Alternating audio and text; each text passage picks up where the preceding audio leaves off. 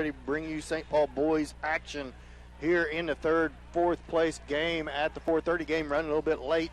Going to be about 5 o'clock tip-off, or just a little bit after, about 5:05 tip-off. About 3 minutes left on the clock. 4 starting lineups on each team. The boys coming off a nice victory against Southeast last night. Had a hard-fought loss against Baxter Springs Thursday night. So the Indian boys playing back-to-back-to-back nights, Thursday night, Friday night, and now again here Saturday. Scheduled game start was 4:30. Games previous to us run a little long, so it's going to be about a 5:05 tip-off. So we'll see if the Indians' legs can hold up here 3 nights in a row, Mike. Yeah, that'll be one thing to watch for as they come in tonight.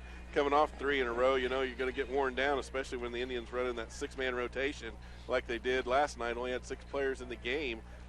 They were led, though, by Chandler Bradshaw. Look for a big night from him here finishing this tournament out. Chandler had 19 points last night. You had Easton Dent and Caleb Lemons both kicked in 11, so 3 players in double digits last night.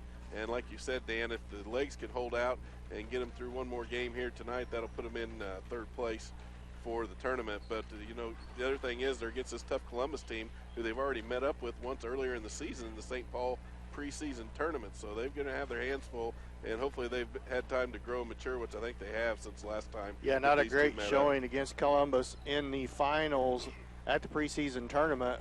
Columbus handled St. Paul quite easily, so hopefully Indians could shoot a little better tonight, get things going early on, and play some pretty good defense on Columbus, see if they can come out with a victory.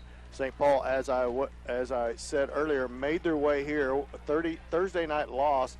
So in this tournament play, there's 6 teams in each side of, or in the tournament, 3 teams each in each pool, Pool A and Pool B. St. Paul landed in a pool on the boys' side with Baxter Springs and Southeast in the opening round game Thursday night. They lost to Baxter Springs in a hard-fought game, back and forth game, where the St. Paul fought back and tied and get that game in the third quarter, but they was unable to hold Baxter off, and Baxter come out with a victory. And then last night, second night, last game of the night, St. Paul battled their way through a scrappy Southeast team and got a victory and made their way as the second place team in their pool, and they face up against Columbus, who was beaten by Erie.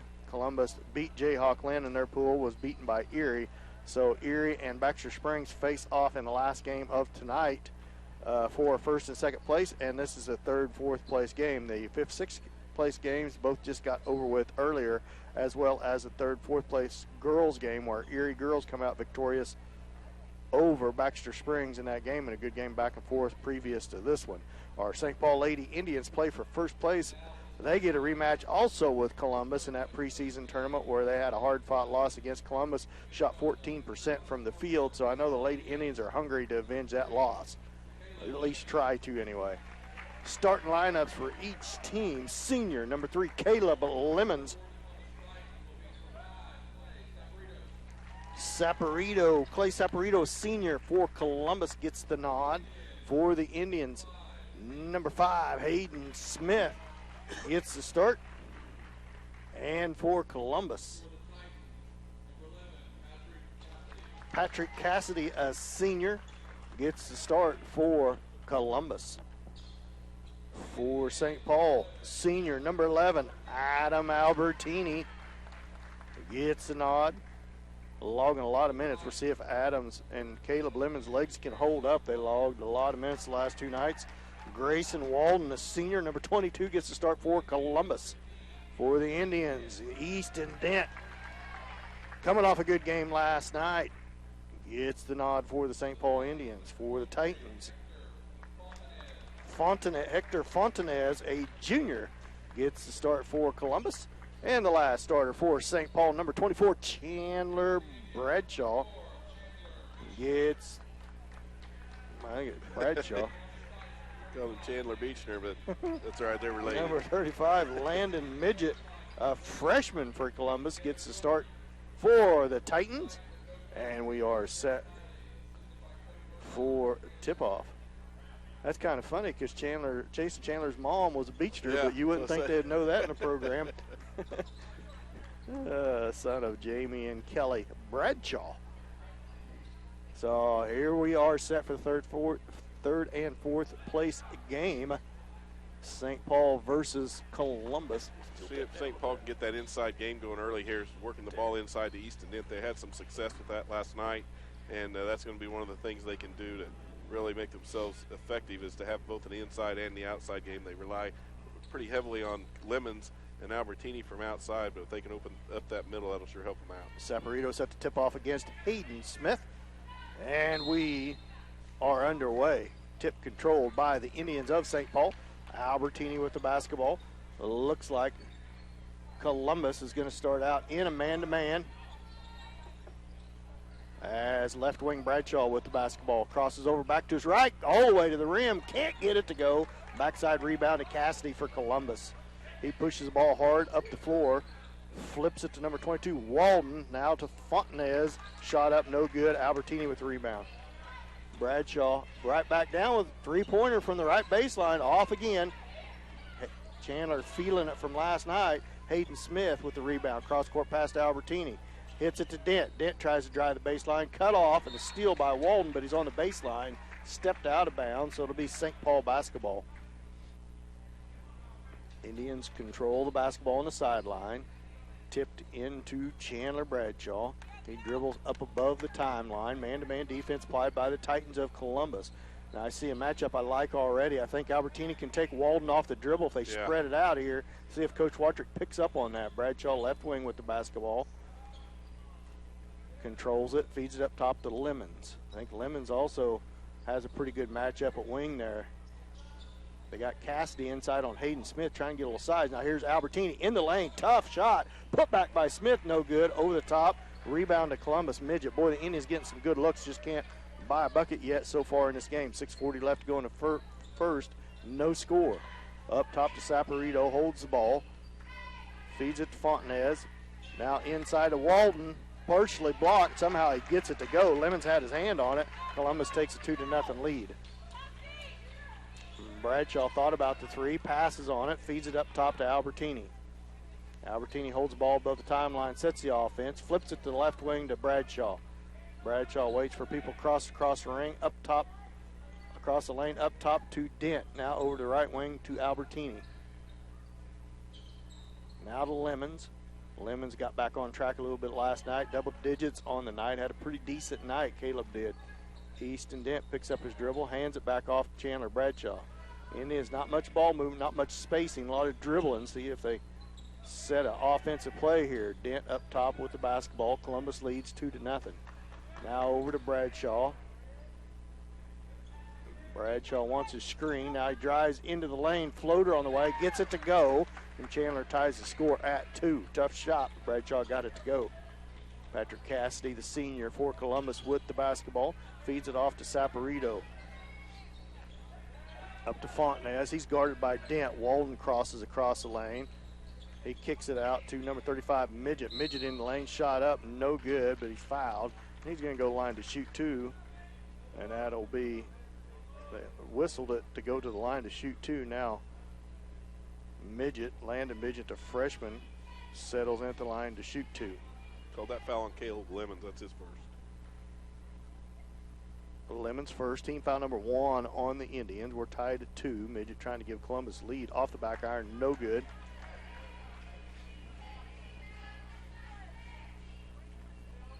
Settles in for his second. It's on its way and good. Columbus up by 1, 3-2. Albertini back down with the basketball for the Indians. Smith around to Chandler Bradshaw. Bradshaw drives towards the baseline. Up top to Albertini. Into Dent. Dent spins to his left. Tough shot off the backboard. Smooth shot. Gets it to go from the outside the left block. Gives the Indians a 4-3 lead. 5:16 left to go in the first. Very patient offense by each team. Walden with the basketball. A lot of movement across the lane. Now a whistle away from the ball.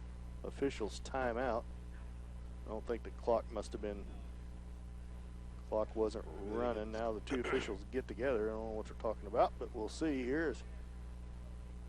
Sub at the table is Chase Bradshaw. Now one ref comes to the scorer's table. We're going to run a little time off the clock, as the clock must not have started. Give it their best guess when they caught it, I guess. It's going to be Columbus basketball when we get back to play here. Still running there. 5 minutes left to go in the quarter. 4-3. Indians up by 1. Back underway. Cassidy with the basketball off the right wing to Walden. Now to the corner to Midget. Now long three-point shot by Cassidy, and he buries it. He's about 5 feet outside the arc, and he gives Columbus a 6-4 lead. Going to have to keep a hand in his face, make somebody else beat you. Cassidy, a pretty good shooter from the outside. Bradshaw with the basketball, looks in at Dent, doesn't give it to him. Now he shoots a three, and he bangs it home. And it's a 7-6 lead, a 1-point lead for the Indians. Cassidy right back down with the basketball. Bradshaw on him, kicks it off to Saporito. Saporito back up to Cassidy. Back to Saporito. Saporito hands it off to Cassidy. He's up by the timeline. Screen set by Saporito, whips it over to Walden. Walden drives towards the lane. Bounce pass inside, good pass inside. As Saporito scores from the right-hand block, gets past Bradshaw, 8-7. Columbus up by 1. Bradshaw with it, up top. Now Bradshaw all the way to the rim, scores easily, blows past everybody and scores. Walden with the basketball, right wing to Midget, back up top to Walden. Now Saporito over to Cassidy. Cassidy thought about the three, passes on it. Fontenez over to Midget. Young freshman against Albertini. Albertini closes up on him. Saporito now with the basketball. Chandler Bradshaw denying Cassidy. Now Cassidy with the basketball, whips it over to Saporito. Three-point shot by him. Well short, no good.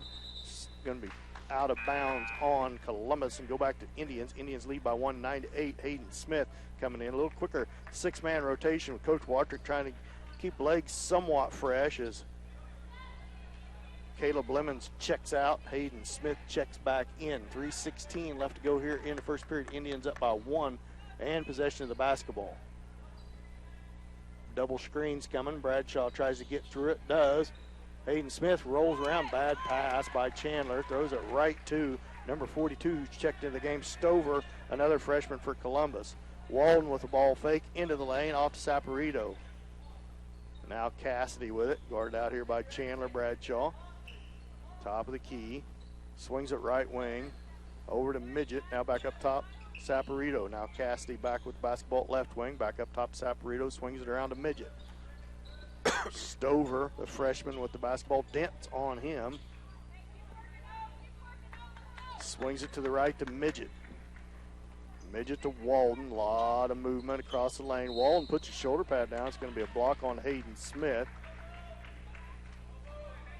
Hayden trying to get his feet over there and spot. Could have went either way, but it went Columbus's way. Second team foul on the Indians, first on Hayden. Good steal by Albertini. Just jumped straight up in the air on the inbounds attempt. Pulled it out of the air. Good vertical. Chase Bradshaw, three-pointer, same spot, long, no good. Smith chases it down, hands it to Bradshaw, Chandler Bradshaw. Chasing Chandler Bradshaw on the court, Easton Dent, Hayden Smith, and Adam Albertini. Chandler Bradshaw with the basketball into the lane. Floater partially blocked. Late whistle. And I think it's going to send Chandler Bradshaw line to shoot 2. And that's going to be the first team foul on Columbus. First foul on Landon Midget, the freshman. Bradshaw goes to the line. Shoot 2. First free throw short, no good. As Bradshaw settles in for his second. 1:59 left to go in the first period. 9-8. Indians up on 1. Second free throw on its way. Banks at home. Counts all the same. 2-point lead for the Indians, 10-8. Walden with the basketball, guarded by Hayden Smith. Off to Stover. Bradshaw tries to poke it away from him. Now Cassidy with it. Caleb Lemons on him. About loses it. Kicks it back out top to Stover. He hands it off to Saporito. Now Cassidy, little switch here. Lemons on Cassidy now. Takes him off the dribble all the way to the rim. Tough shot in the air, no good, but nobody blocks out on a weak side. Put back no good. Luckily, it looked like it was all but down by Stover. And a good rebound by Chandler Bradshaw. Actually, that shot was put up by Midget, the putback. He was on the weak side. Nobody put a rear end in him. Somehow he misses it, and the Indians lucky enough to pull down the rebound. The Indians lead 10-8, 1:13 left to go in the first period. Lemons with it, bumped hard, kicks it out to Bradshaw. Bradshaw dribbles back, resets towards top of the key. Drives in, hands it off to Smith. Now back out to Lemons up by the timeline. Under a minute left to go in the first. Lemons to the right, man-to-man defense. Now into the lane, contact, no call, but he gets the shot to go. Tough shot with his left hand. Banks it off the board, gets it to go. Now Midget with it. Give and go, they didn't switch. He misses his shot, but he's fouled. I heard one of them hollering switch off, and they didn't do it. Chase and Easton not communicating the best in the world, and the pick and roll works to perfection. As Stover's going to go to the line to shoot two. He missed the shot, but he's going to go to the line and shoot two. 38.1 seconds left to go here in the first period. 12-8. Indians up by 4. Stover at the line to shoot two. First one on its way. Can't get it to go. Off the back iron, then front iron, and out. Adam Albertini checks in to give Chandler Bradshaw a blow. 3 team fouls on the Indians, 1 on Columbus. First foul on Chase Bradshaw. 3 different Indians with 1 foul each. Stover second free throw.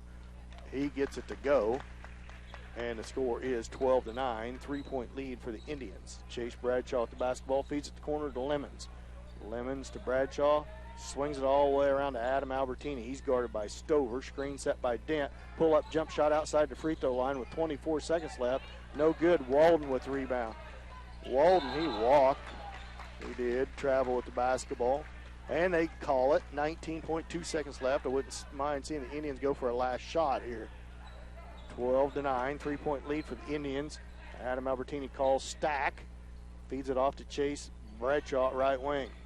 Bradshaw off to Lemons. Lemons ball fake, pull up, jump shot, well short, no good. Walden with the rebound. 5-4. They got numbers. Shot blocked by Chase Bradshaw. Good block. And at the end of the first quarter, 12-9. Indians up by 3. We'll be back after this 1-minute timeout. You're to St. Paul basketball on Hot 105.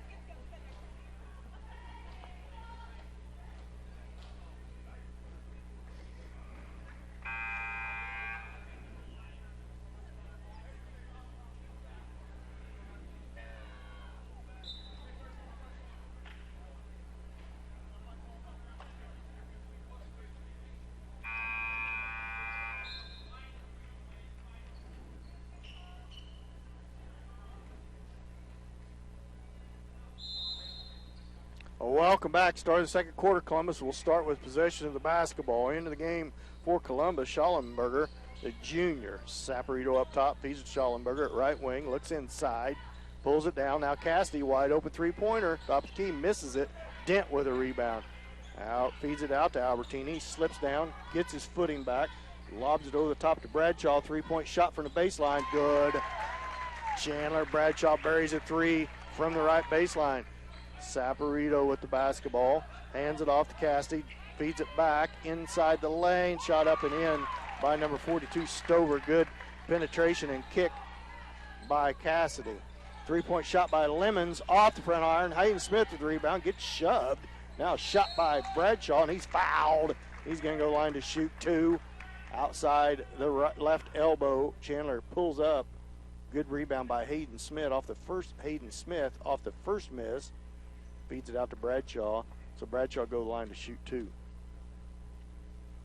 Bradshaw's first free throw off the back iron, no good. 15-11. Indians up by 4. 7:15 left to go before halftime. A lot of time left to go here before halftime. Just underway in the second quarter. Second foul shot right through there for Chandler. Cassidy with the basketball. 5-point lead for the Indians. 16-11. Schallenberger with it, feeds it to Stover, around to Cassidy. Bradshaw closes up on him. Cassidy, a good shooter from the outside. Walden now with it, as Columbus being very patient, setting up a play here. Look for a pick and roll. Now here comes a double screen for Cassidy. Catches it to elbow, back to Walden. Walden penetrates, couple ball fakes. Good pass, blocked by Dent. Rebound comes out to Chandler Bradshaw. He slows things up. Crosses half court with the basketball. 6:39 left to go here in the second period. Albertini with it, guarded by Walden. I'd still like it there. There it is. Cut to the basket. Albertini too far under, misses it. Cassidy with the rebound. He comes to the left, in towards the rim. Spins away, kicks it out to Walden. He traveled with it, got away with it, missed the shot. Rebound Hayden Smith. There was that cut to the basket by Albertini's talking about Mike, and he got right past Walden, but he got too far under the basket and couldn't get the shot to go, but a good play by the Indians. This is as, I guess, slow of an offense as what we've seen St. Paul. It's out of character for them, but it's working fairly well so far. Now a little zone trap defense, 3-2 zone. Cross-court pass to Albertini, set three-point shot. In and out, no good. Hayden Smith, put back, good.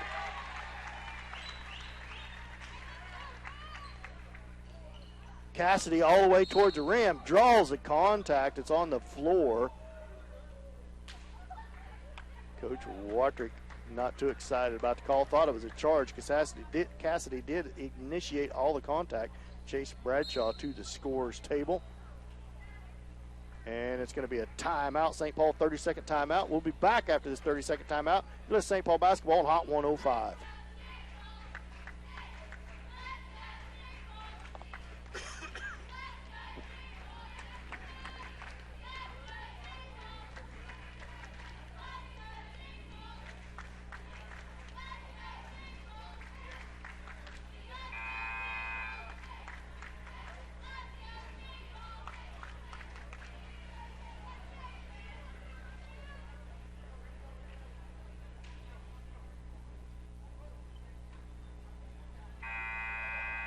Welcome back to the Lancer Classic.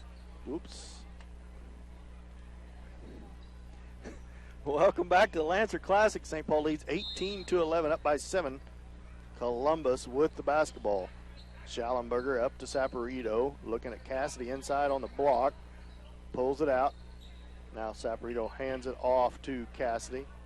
Hand right in his face. Chandler Bradshaw drives to his right. Cross-court pass over to Midget. Midget drives towards free throw line. Three-point shot from the right wing. Schallenberger well short, no good. Chase Bradshaw chases it down. Feeds it off to Chandler Bradshaw. 5:15 left to go here in the first half. St. Paul up 18-11. Lemons with the basketball. Up above the timeline, dribbles in, crosses over to his right. Jump shot up and in. Is it going to count it? No bucket. They're going to call it on the floor. On number 3, Schallenberger. And it's going to be St. Paul's basketball under their own rim. Caleb Lemons with a hesitation, seen the lane go in the basket, made a good move, got fouled on the floor. Chandler Bradshaw with the basketball off the inbounds, hands it off to Albertini. Albertini into the lane, pull up, jump shot right in front of the rim, good. Albertini caught him sleeping inside there. Feed in quickly to Cassidy. Indians back. Bradshaw out on him. 20-11, 9-point lead. Now Cassidy towards the rim. Kicks it out to Saporito. Kicks it to the corner to Midget. Midget with the basketball, spins towards the free throw line. Boy, almost carrying it. Feeds it up to Fontanez. Back out to Midget. Hands it to Saporito. Kicks it over to left wing to Cassidy. He crosses over all the way around, pull-up jump shot, no good, short. Fontanez with the rebound. He's going to be fouled by Chandler Bradshaw. 15 foul on the Indians. Second, I believe, on Chandler. It is the second foul on Chandler. 4:19 left to go in the second. 20-11, 9-point lead. That brings Bradshaw out of the game and Dent back in. Chase Bradshaw also, number 3 for Columbus has 2 fouls also, I believe, Mike, right? That's right, Schallenberger, yeah. Cassidy, a long three-point shot, left him open, rattles in and out, no good. Luckily, Chase Bradshaw kicks back up top to Albertini. Halfway through the second period. 4:05 left to go in the second period. Indians up by 9. Bradshaw with the basketball off to Albertini. Ooh, that almost was a double dribble. They could have called that on him. Hayden Smith in towards the rim, makes it, and he's fouled.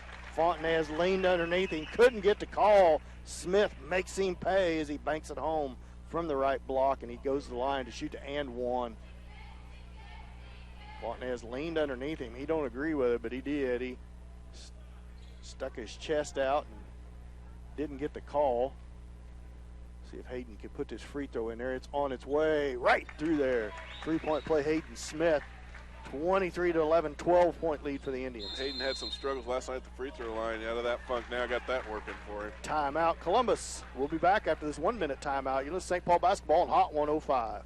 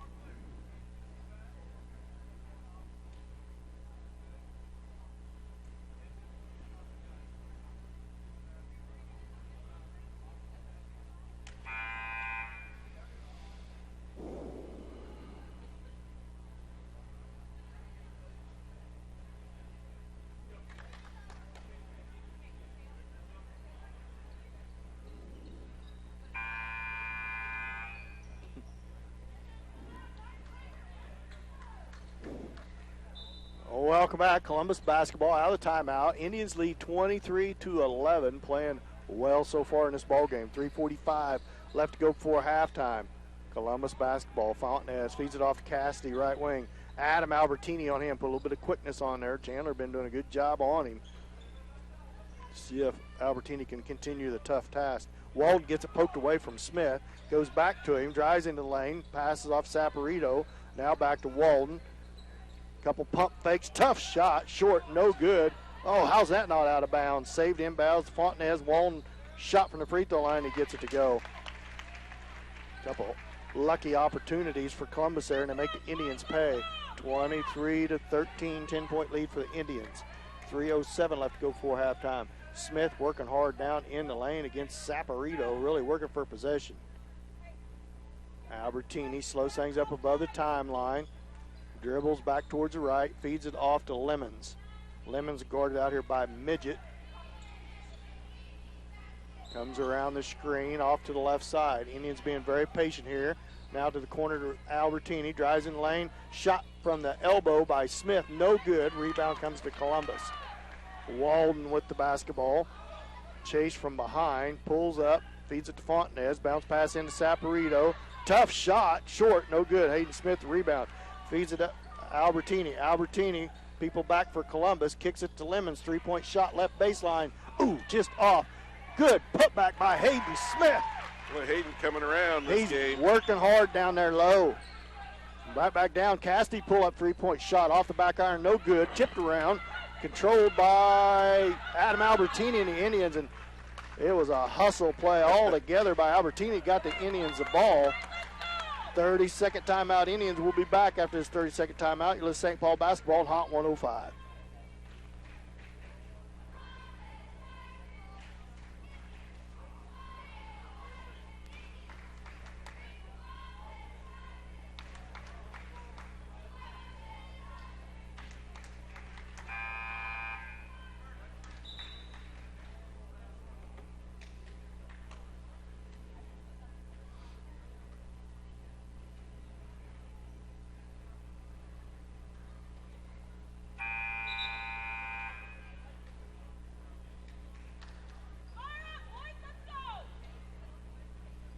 Welcome back to the Lancer Classic. St. Paul leads 25-13 over Columbus. 2:03 left to go here before halftime. The Indians basketball coming out of the timeout. Albertini with the basketball. All the way down the corner to Hayden Smith. Back up to Lemons. Boy, Adam was open at the elbow. Now the corner, Chase Bradshaw, three-point shot way long. Walden with the weak side rebound. Walden all the way to the rim.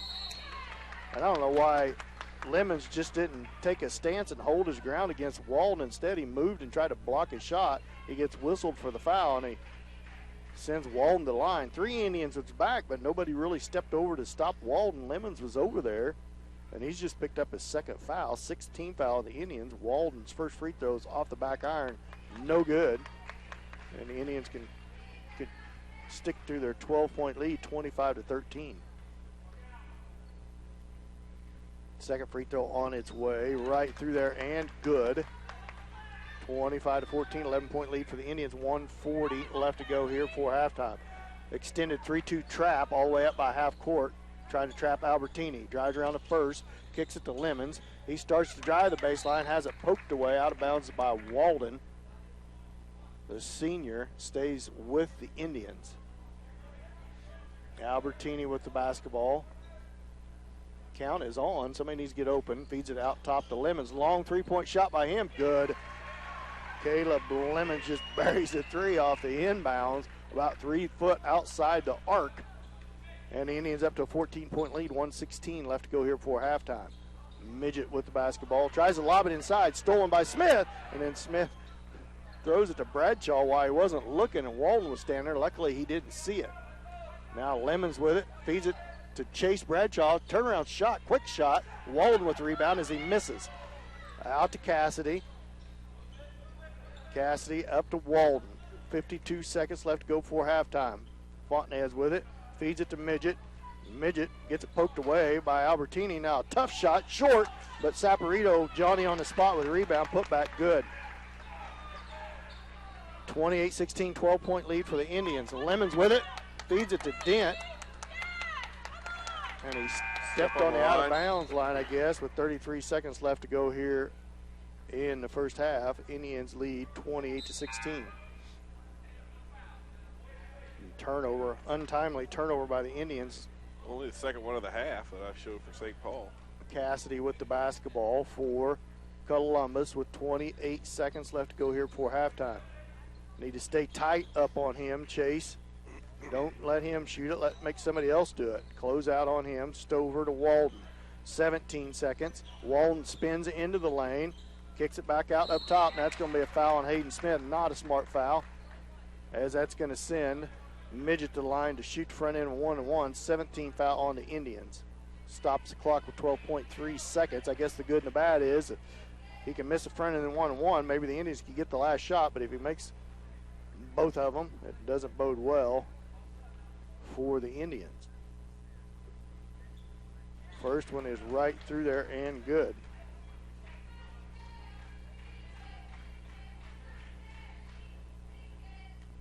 Second shot, Midget lines up at the line.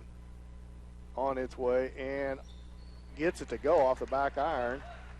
And it's a 10-point lead for the Indians. 10 seconds left. Albertini with it. 9 seconds. 8. Now a steal by Cassidy. All the way down. Layup good.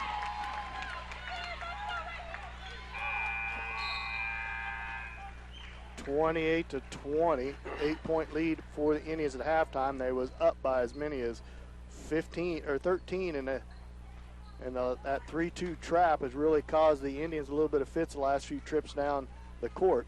So halftime score, Indians 28, Columbus 20. We'll be back after this 2-minute timeout. You're the St. Paul basketball on Hot 105.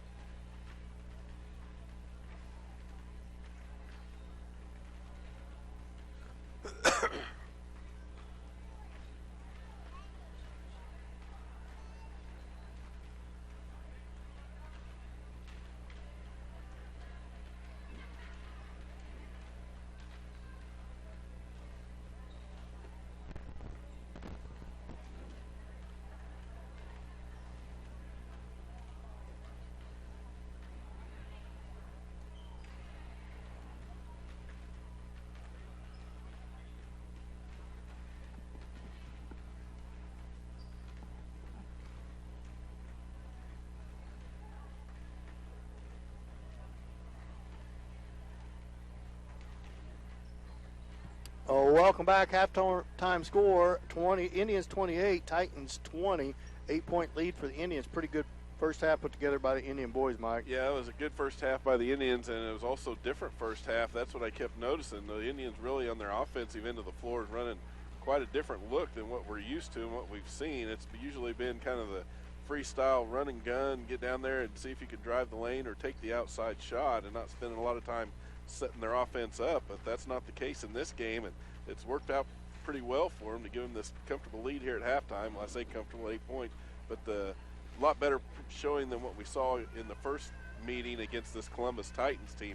The Indians taking their time, patiently working the ball around, looking for that inside shot and trying to make those lanes open up, and they've had that happen a couple of times. They've been able to draw Columbus out of the lane and been able to drive in there, draw some fouls, get some good looks at the basket, some good shots, especially Hayden Smith. Really, Hayden playing on fire this first half. He's come back in here after last night. I think if you talk to Hayden, he'd tell you he's had some trouble at the free throw line, but he came in tonight, but he has really been a big part of this St. Paul offense here in the first half. Indians up 28-20 here at halftime, lead by 8. The lead was as many as 13 there late in that, with about a couple minutes to go in that second period. They kind of let Columbus go on a little bit of run there, got it back within 8. So let's see if the Indians can fix a few things here at halftime, come out hot. The Indians pretty balanced across scoring. I like how the way they're playing and moving the ball around. Chandler, Chase Bradshaw, Adam Albertini, Caleb Lemons, Easton Dent, Hayden Smith, all in the mix, all 6 starters. Mike's going to have all the individual stats when we come back from this next 2-minute timeout. You're listening to St. Paul Basketball on Hot 105.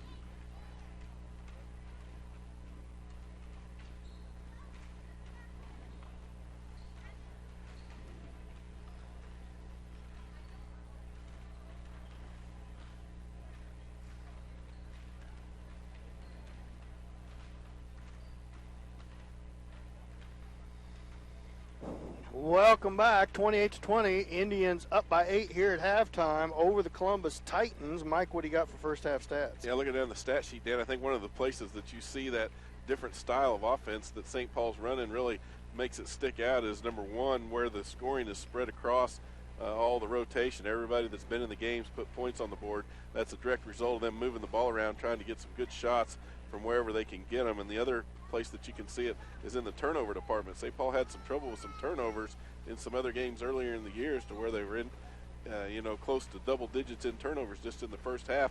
Tonight, not the case. I think that's the result of that more methodical offense as well. St. Paul only showing 2 turnovers in the first half, so good possession and control of the ball on the part of the Indians. Individually, looking down the roster, Chandler Bradshaw led the scoring last night for the Indians. He's on track to do the same tonight with 9 in the first half.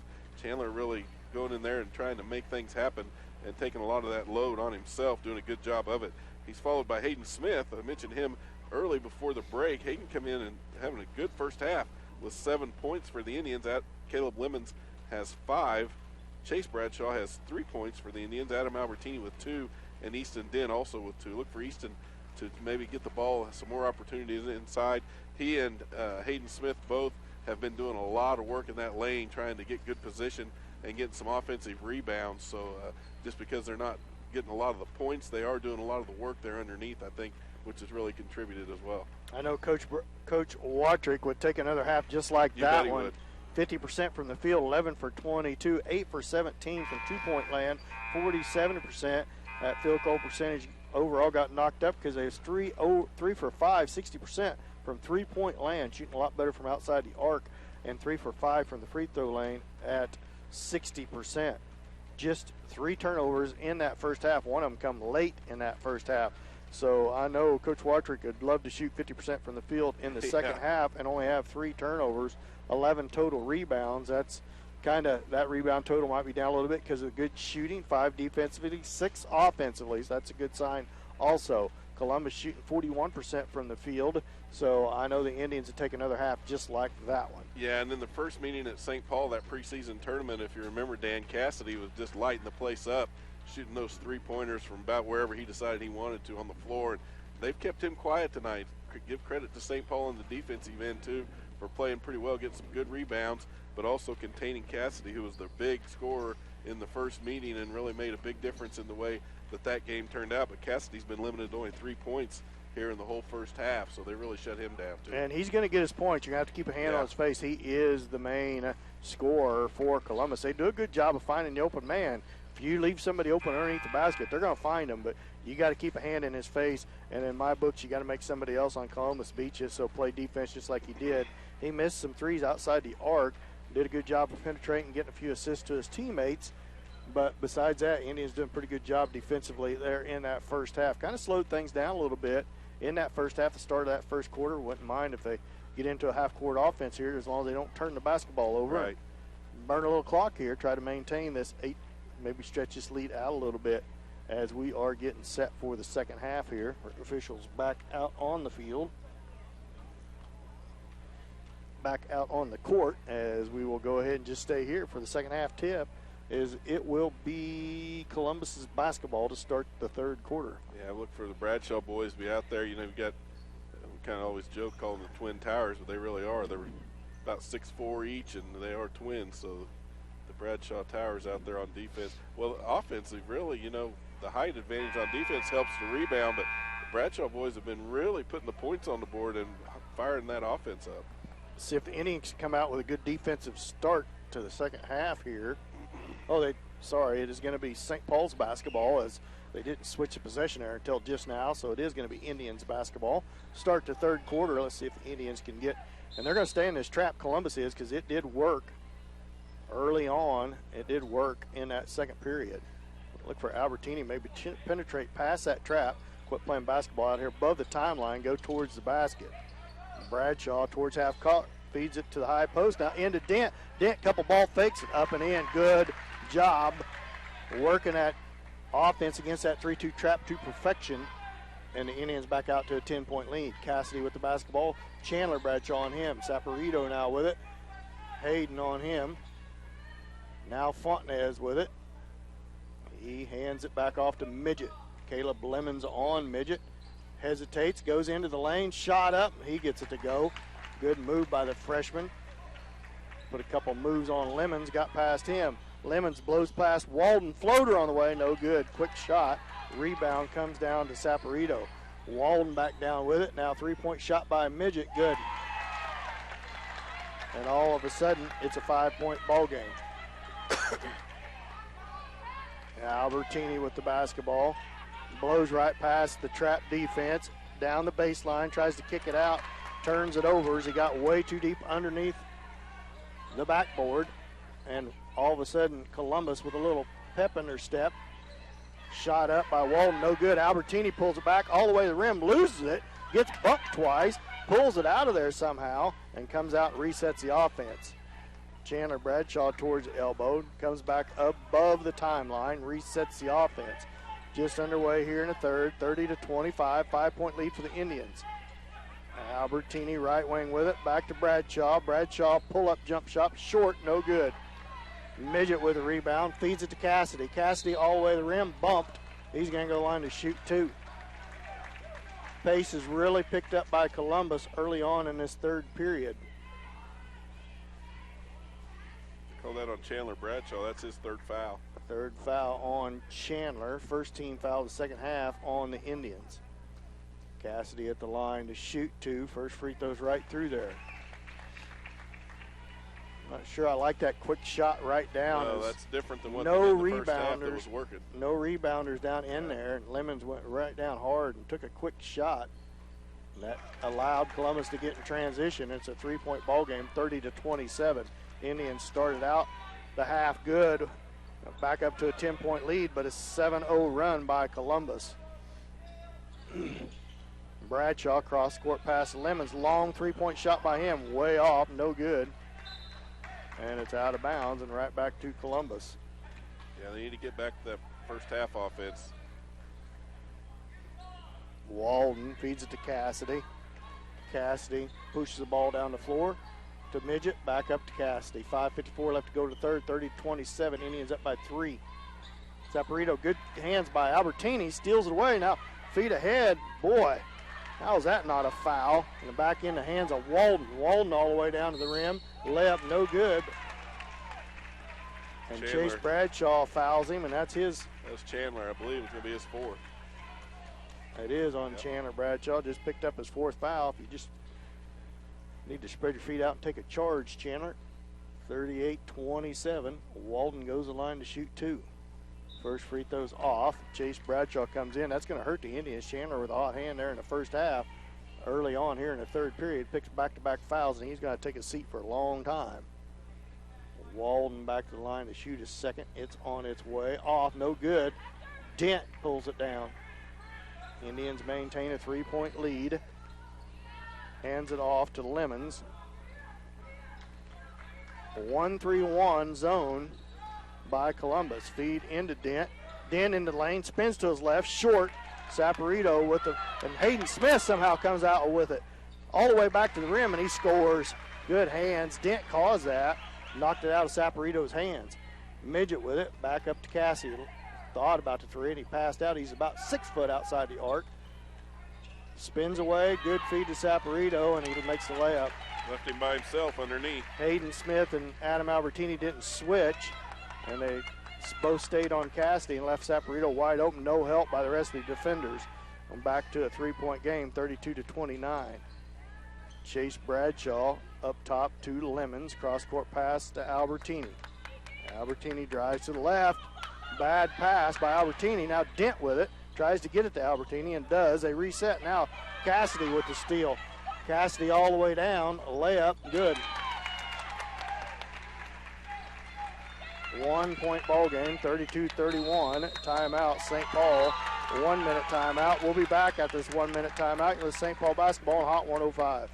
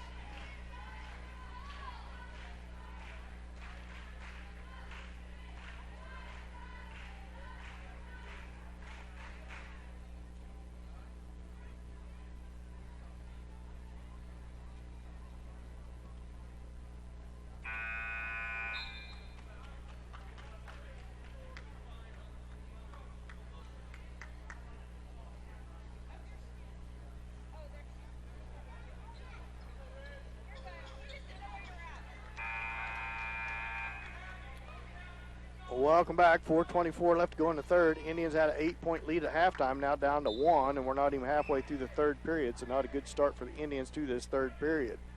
This 3-2 trap has caused a lot of easy transition points for Columbus, so a good move by them. They started this late in that second period, and there's another steal on a lazy pass by Chase Bradshaw, and Columbus has their first lead of the game, 33-32.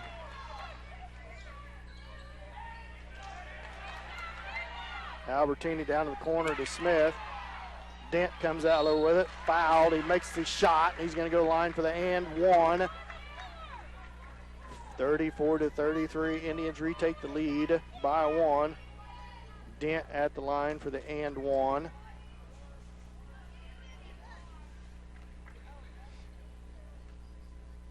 Dent settles in at the line. It's on its way off. No good. Hayden Smith fights for the rebound. Spins towards the middle of the rim. Little hook shot. Oh, he can't get it to go.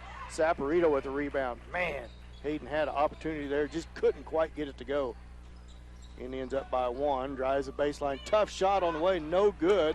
Fought for underneath. Loose in the lane. Hayden Smith comes out there with it. Then turned it right over. Gives it right back to Cassidy, and he scores.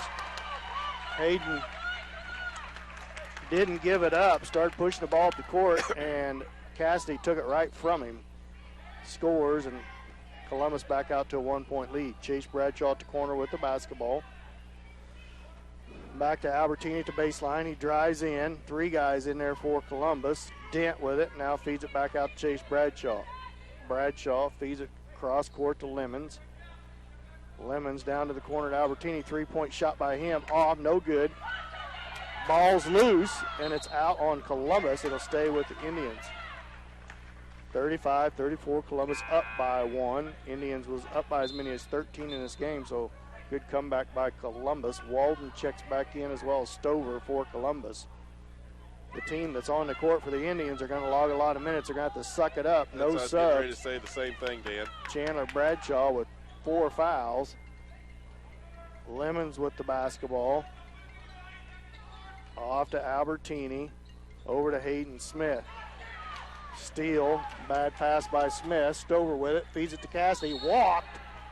Yeah, charge call. Good defense by Lemons that time. They just teed up the coach, too. The coach just got teed up. Yeah, they just teed up the coach.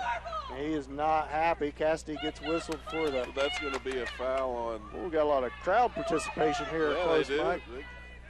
I'm sitting in the noisy section thing. So it's a charge on Cassidy. It'll be St. Paul basketball. Columbus coach gets technical, so the Indians will go to the line to shoot technical foul shots. And it'll be Indians basketball after the foul shots. I think Adams going to go to the line to shoot.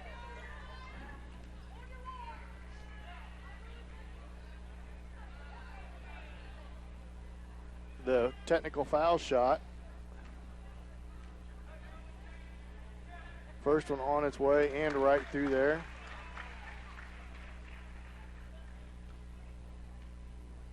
Settles in for his second. Short on it.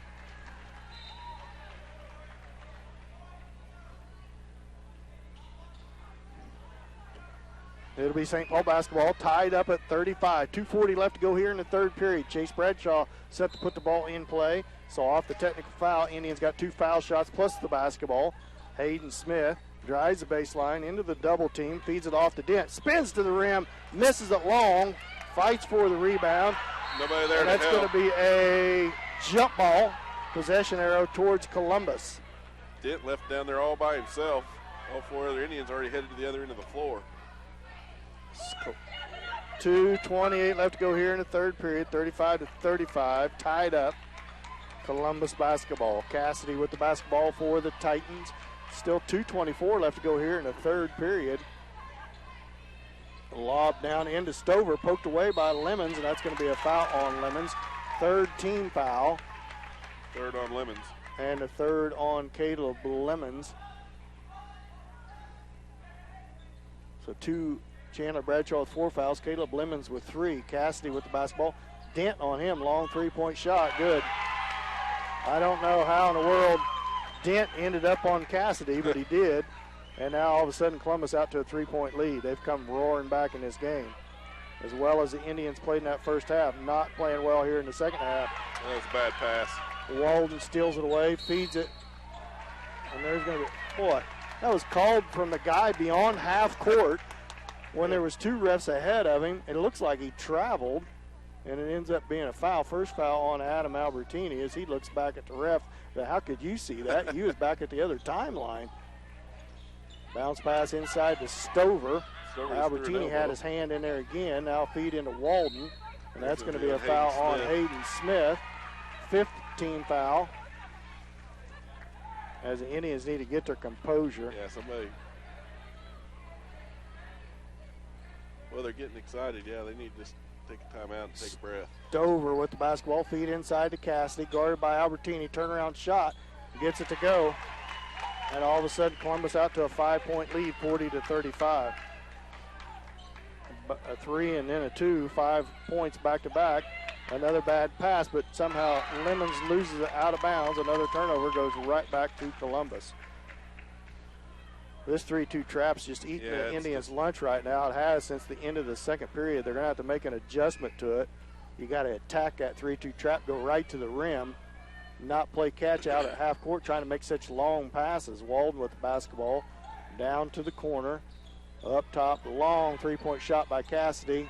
Can't get it to go, and their whistle is going to be out of bounds, and it's going to be Indians basketball as the ball went above the backboard. 1:12 left to go in the third, 40-35. Columbus up by 5. Indians led by 8 at the start of this quarter. Down to the corner to Dent.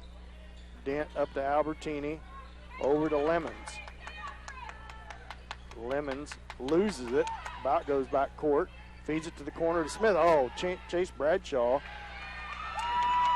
The Indians are playing catch from the baseline up above the timeline, and it's just not going to work. No, that hasn't worked, and they just keep right on doing it. Chase Bradshaw was standing underneath the rim all by himself as everybody with Columbus is playing up above the free throw line and clear out by the timeline. And as you tell your 5th grade basketball team that against the trap, you got to attack it and go to the rim and not play away towards the other team's basket.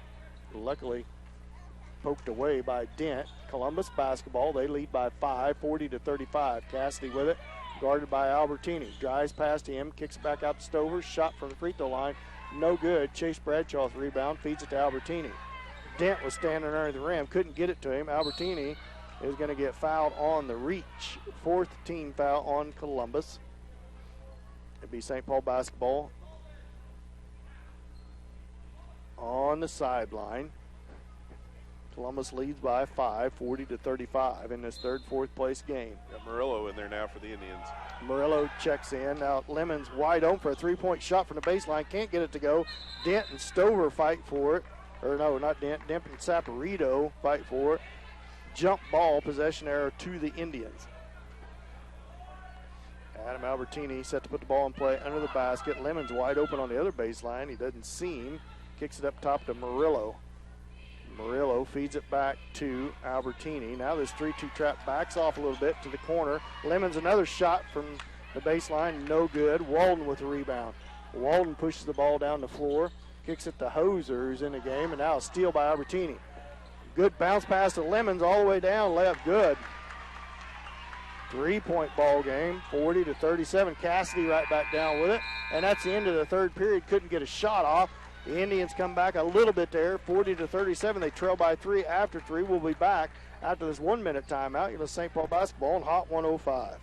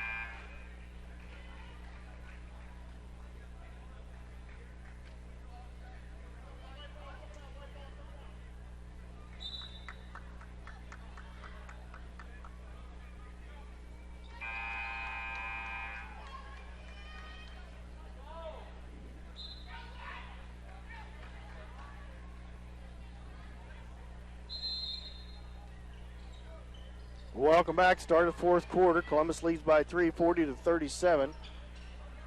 Columbus basketball to start this fourth quarter. Saporito off to Stover. Stover up top to Walden. Chandler Bradshaw back in the game. Start this fourth quarter playing with 4 fouls. Now he's on Cassidy. Not a good matchup. Indians need to get him off of him. Walden with it. Ball fake. Gets Dent in the air, but gets it off to Saporito. Good feed to Saporito inside. Shot up no good. Walden with putback no good. Murillo's still in there. That's got to be a travel, doesn't it? It is a travel. It surely does. On Walden as he got tangled up with his own player. Chase Bradshaw back to scores table. Checks back in for Murillo. Now another sub back into the game, number 35, Midget, the freshman, back in for Columbus. 7:24 left to go in the game. Indians trail by 3, 40-37. They stay in this 1-3-1 trap. Just one guy down low. Man, you would think you would be able to penetrate passes. Dent down at the baseline into the double team. Cross court pass. Now down to Bradshaw. Bradshaw double team down there. Drives the baseline. Shot up. No good. Backside rebound. Pulled back by Saporito. All the way down low. Fed back into the lane to. Now Cassidy with it. Right wing. Albertini guards him. Drives back top of the key. Pulls up. Takes a three-pointer. No good. Adam Albertini skies for the rebound. Pushes the ball down to Chandler Bradshaw. Bradshaw into the lane, loses it, picks it back up, feeds it to Dent, and loses it out of bounds, and it's going to be off of Columbus and stay with the Indians. St. Paul basketball on the sideline. Chase Bradshaw feeds it into Chandler.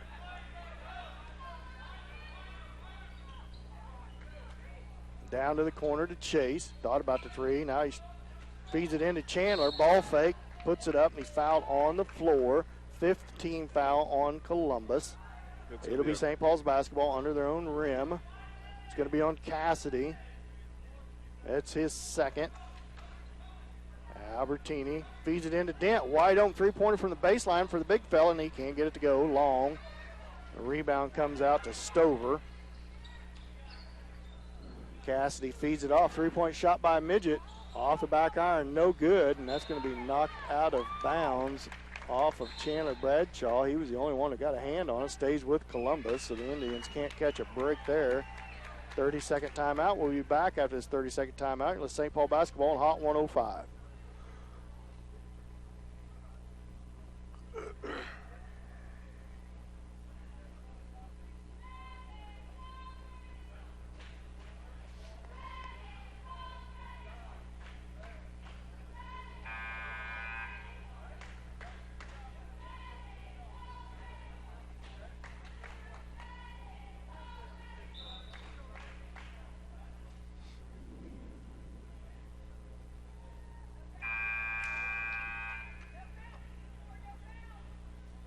.608 left to go in the game. 40-37, Columbus up by 3. 30-second timeout for Columbus. Out of the timeout, it's going to be their basketball under their own rim. Midget set to put the ball in play for Columbus. Feeds it to Cassidy in the corner. Albertini on him. Now back to Midget. Up and under. Shot up and good as he gets right around Lemons as he's up and under and gives the Columbus back up to a 5-point lead. Dent with the basketball. Feeds it to cross court to Albertini, almost over his head and out of bounds. Feed back to Lemons. Back to Albertini. Down to the corner to Bradshaw. Tries to feed to Chandler Bradshaw. Off his hands, out of bounds. Turnover, gives it right back to Columbus. So that 2 turnovers in the first half is they multiplied a lot. Multiplied by about 12 so far in this second half. As Cassidy right back down with the basketball with 5:33 left to go. Saporito with it, feeds it to Midget, drives towards the elbow, and that's going to be a foul on Chandler Bradshaw. He just fouled out of the game. Just a little reach there. Went right past him. He reached in. I don't know what he was thinking because he reached around and grabbed him by the jersey. It was an easy call for the ref. And he's out of the game. He just fouled out of the game. 5th foul. Hayden Smith checks back in. Cassidy with the basketball. Boy, Chase just comes in the game, and Cassidy was in trouble, but he saved it inbounds to his own player. Feed back out to Cassidy. Cassidy drives to the left, almost poked away by Albertini. Drives to his left again, back to his right. Saporito down to the corner to Hoser. And back up top to Stover, back to Hoser. They reset. Well, that's a carry. Back to Saporito, to Midget, back to Stover. Left wing, now still by Hayden Smith. Smith on the breakaway, all the way down. Layup, good, and he's fouled. And I believe that's Cassidy's third foul. And Right. Hayden's going to get a chance to go for the and one. Hayden settles into the line for the and one. 42-39, 3-point lead for Columbus. 4:47 left to go in the game. St. Paul trying to claw their way back into this thing. Smith's free throw off, no good. Rebound, Stover. And that's out on Columbus. It's going to go back to St. Paul. Turnover on Columbus. Gives it back to the Indians. Columbus with a 3-point lead. Chase Bradshaw set to put the ball in play. Hands it in to Albertini. Albertini to the corner to Chase. Chase back up to Albertini. Crosses it over to Lemons. Down to the corner to Hayden Smith. Smith in a little trouble down there. Swat away and stolen. Bad pass. Back to Midget. Layup no good. And out of bounds off of Columbus and goes back to the Indians. Smith slapped the backboard on the way by. I'm surprised they didn't whistle something for it. Ivan Murillo checks back into the game for Hayden Smith. Smith got in trouble down there in the corner. You knew he was telegraphing. He was trying to go back up above the timeline with it, and he tried to throw it into the lane to the cutter, Albertini. Murillo with it. Feeds it back up to Chase Bradshaw. Cross-court pass. Lemons with it. Cross-court back to Chase. Somebody's going to have to bury a three on these cross-court passes. Murillo was open for the three, passed on it. Ivan, a pretty good shooter. He might have to square one up here for the Indians. And that bad pass by Lemons, steal, gives it right back to to Columbus. 3:48 left to go in the game. 3-point lead for Columbus. Cassidy with the basketball. Cassidy, Stover down to the corner to Hoser. Hoser guarded by Lemons into the lane. Good pass to Midget. Shot up, no good. Murillo can't control it, knocked out of bounds, but I thought it was knocked out of his hands by Columbus. And it's going to stay with Columbus. Walden checks back in for Columbus. Checks in for Hoser. Columbus basketball. Midget, wide open. Well, they let him all alone. Stover come around, and nobody even 5 feet from him, right under the basket. And back up to a 5-point lead. Terrible defense on the inbounds. Now Murillo with it. Feeds it back to Lemons. Back to Albertini into Murillo. Murillo down underneath. Can't get it to go, but he's fouled. He's going to go line to shoot two.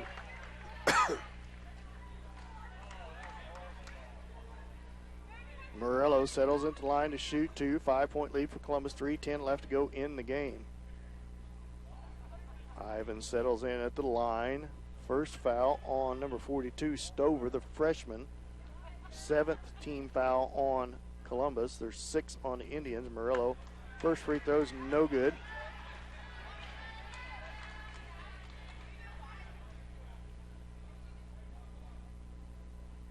Murillo settles at the line for his second.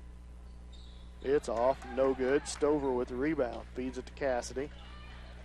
5-point lead for Columbus. 3:06 left to go in the game. Stover with it, out to Saporito, left wing over to Midget. A couple pretty good looking freshmen for Columbus. Midget and Stover. Cassidy goes to the right. Pull up jump shot is smooth and right through there. It's the biggest lead of the game for Columbus. It's up to 7. Everything the Indians did right in the first half, they're not doing right in this half. Lemons all the way to the rim. Should have done that a long time ago. And scores against that trap defense and gets it back to 5. 2:35 left to go in the game. 1 minute timeout. We'll be back after this 30-second timeout. This is St. Paul basketball on Hot 105.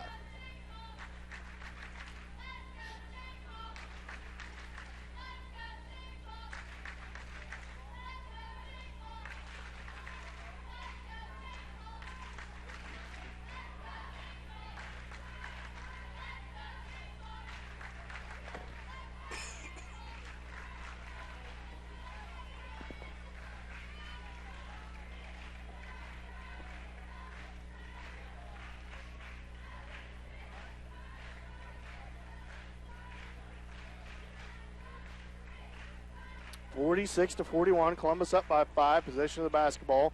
Timeout. St. Paul off the make by Lemons.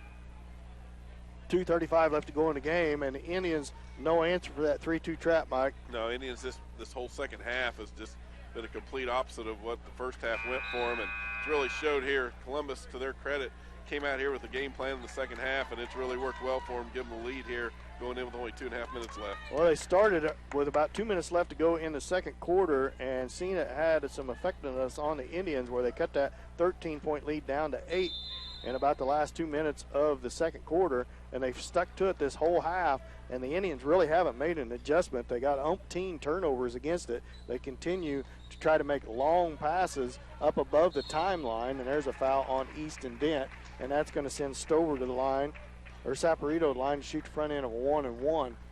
7th team foul on the Indians, first on Easton. Saporito, a senior, settles into the line, shoot the front end of 1-and-1. It's on its way, in and out, no good. Dent with a rebound. Indians need to score here, try to cut into this 5-point lead. Albertini with the basketball. Stands up above the timeline and dribbles down to the corner to Smith. Smith lets the trap come. Now he drives the baseline. Now he's in trouble, whips it out to Lemons.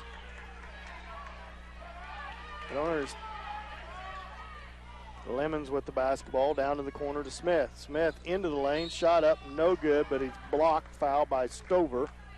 That's really what you got to do, Mike. You got to get that ball down to the baseline in this 1-3-1 trap. While all these players are up above the timeline, you got to have somebody that's aggressive enough to drive that baseline and then try to hit the guy on the weak side if you don't have a lane to the bucket. Right. But the Indians content. It seems like their guards standing up here above the timeline with the basketball. Well, they're not moving. They're just, standing around waiting for that cross-court pass. In defense, this is the third night in a row the Indians have played. Probably tired.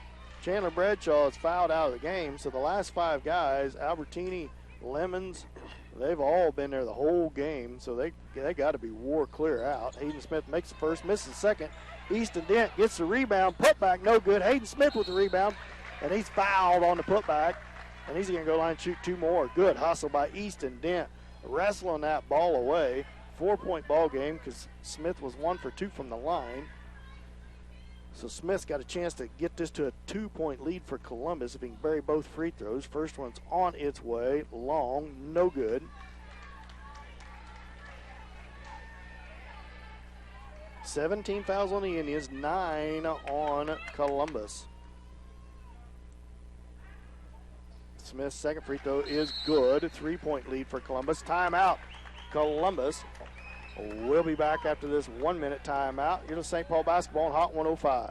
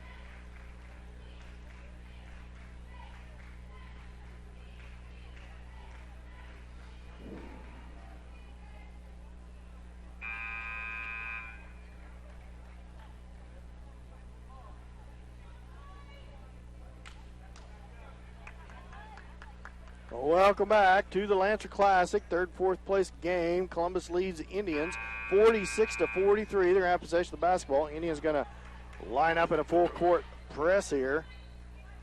Try to create a turnover. 1:51 left to go in the game. 17 fouls on the Indians. Indians play hard here, trying to stay in this game. They let Cassidy with the basketball. Feed it back to Midget, to Cassidy, ahead to Walden. Walden, boy, it looked like he traveled. Feeds it to Stover, back out top to Cassidy at the timeline. Now to Walden, to Midget. Now poked away by Albertini. Cassidy gets past him, feeds it to Midget. Down to the corner Up top to Cassidy. 1:23 left to go in the game. Indians going to have to tighten up here. Up to Walden. Walden into the lane. Boy, great, all the contact. Can't get the rebound. Hayden Smith chases it down, feeds it ahead to Lemons, and Lemons loses it out of bounds. Oh, what a play by Hayden Smith. Smith working hard, had the presence of mind to see Lemons down on a breakaway, and it just got tangled up around Caleb's feet, and he couldn't recover. Feed ahead to Stover. Coach Watrick's really wanting him to foul. And certain people he wants him to foul, and they're not fouling the right one, and that's not the guy they wanted him to foul. He's wanting him to foul Saporito, I think. Saporito and or Stover, the young freshman. 1-1, 8th team foul. 8th team foul on the Indians. 4th on Hayden Smith. 56.2 seconds left to go. 3-point lead for Columbus. Walden at the line, shoots front end 1-1. It's on its way and off, no good. Dent with a rebound. Indians got a shot here. 53 seconds left to go. Feeds it to Lemons. Lemons down to the corner to Bradshaw. Into Dent. Dent out to Albertini. 3-point shot on the way, short. Walden with the rebound. Walden feeds it up to Cassidy. 38 seconds left. Behind the back dribble up above the timeline. Counts on. He's trying to dribble it out. He's going to have a little bit of help. He's up to Walden, and Lemons fouls him. 9th team foul, so Walden will go line and shoot the 1-1. Walden, good inlet pass into Dent. Dent kicked it out to Albertini. Albertini had a shot just a little bit short. His legs got to be killing him. Yeah. Walden at the line, shoot the front end 1-1. It's on its way and right through there. 4-point lead for Columbus. 27.8 seconds left to go in the ball game. Walden's second free throw on its way. Off, no good. Hayden Smith, boy, is almost an over the back. That would have been a great opportunity for the Indians. Sorry about that. Indians got to get a quick shot here. They trail by 4, not out of it yet. Need to get a quick bucket, and then they're going to have to foul and hope Columbus can miss a shot. And a pass into Dent. Dent can't handle it, and it goes out of bounds. And now Columbus, a great opportunity here. Just that's eat her up. Yep. Indians are going to let the clock run out as they are gassed. 4-point victory for Columbus. They're going to come out of this tournament with a 4-point victory and third place. They're going to end up winning 47-43. At the end of the ball game, final score: Columbus 47, Indians 43. Columbus comes out here with a 4-point victory. Game by the Indians just fell a little bit short in this third-place game. We'll be back with final game stats after this 2-minute timeout. You're listening to St. Paul basketball on Hot 105.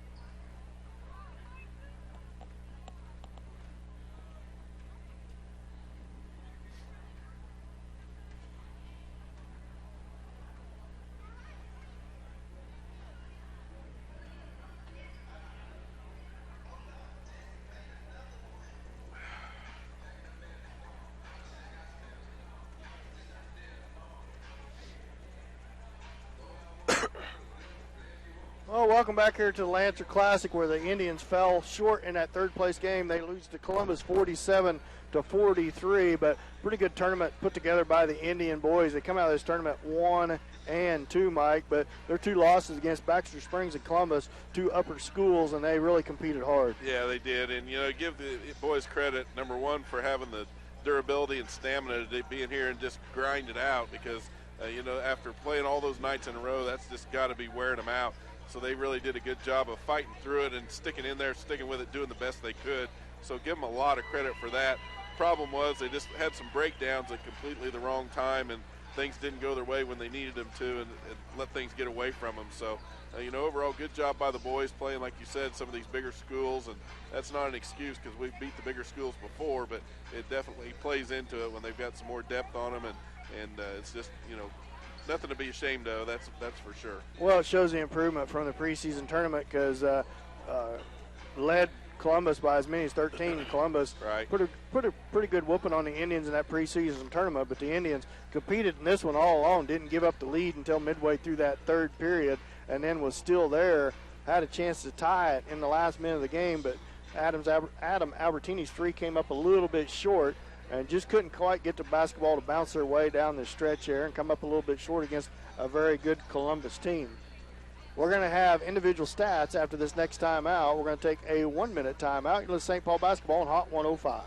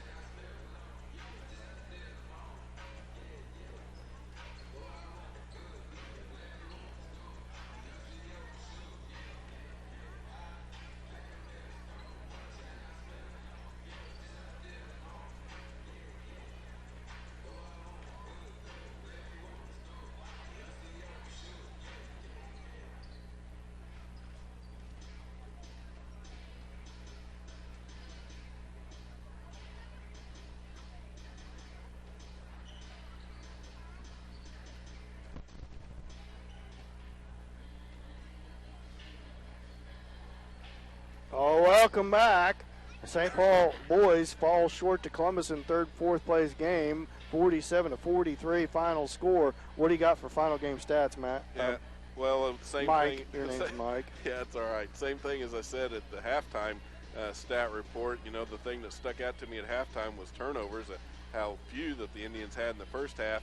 Well, that's not the story here in the second. The second half kind of went the other way on them, because turnovers really were the big problem for the Indians as they ended up. I've got them down for 16 unofficially there for turnovers, so really having trouble getting the ball around. A lot of it due to that trap defense that Columbus brought forward there, especially in the second half. Just weren't able to adjust to that. Individual scoring wise, though, Hayden Smith really put on a show tonight, Dan. He had his best game of the tournament.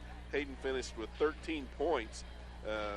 Really get in there, and not to get, I didn't keep track of the rebounds and that statistic, but Hayden doing a lot of work on the defensive end of the floor as well. So 13 for Hayden, 9 points for Caleb Lemons, and also 9 points for Chandler Bradshaw. All those came in the first half, though. 6 points for Easton Dent, 5 for Adam Albertini, and 3 for Chase Bradshaw. So scoring-wise, Indians kept it spread out, double-digit figures tonight. Not like last night, had 3 players in double digits last night, only 1 tonight, but the Indians put up a good effort, had a good tournament overall here at Southeast. Yeah, I'd call it a good tournament, too. Hayden Smith really coming out of his shell, which is 13 points. He shot 62% from the field, Mike. Free throws, he shot 50% from the free throw line. That's probably his shortcoming there. The Indians 3 for 10 in that second half from three-point land. They made all 3 of their threes in that first half, so that percentage went down to 32%. They shot 42% from the field overall. Not a terrible stat, but as Mike said, just 2 turnovers in the first half, and Mike had him on 14 in the second half, and that was a difference in the ball game right there. You just give extra possessions to Columbus and allow them to get the lead. 23 rebounds on the night, 14 defensively and 9 offensively. So rebound total pretty decent for the Indians. It's just that trap defense kind of got to them there in that second half. But a hard-fought loss, for the Indian boys, and they come out in 4th place in this tournament. We're going to take a little bit of extended break. Both teams out warming up, Columbus and St. Paul girls. This will be the first place game. When we come back from this extended break, we're going to have Larry spin you a couple tunes, and we'll be back here in 5, 6, 7 minutes, something like that, and we'll bring you the starting lineup and the second ball game of the night. You're listening to St. Paul basketball on Hot 105.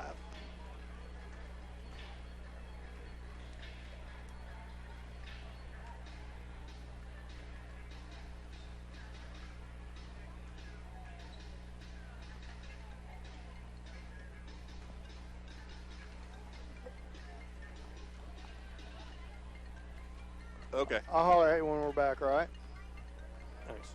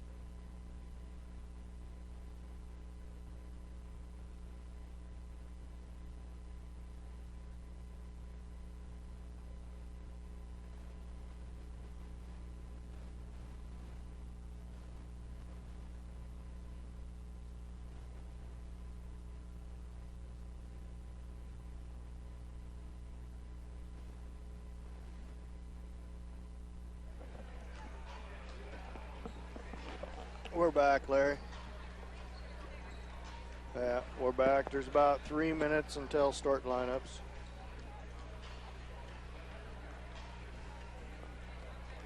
Say that again.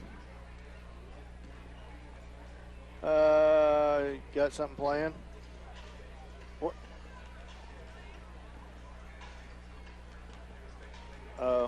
Whenever. Yeah, we're ready.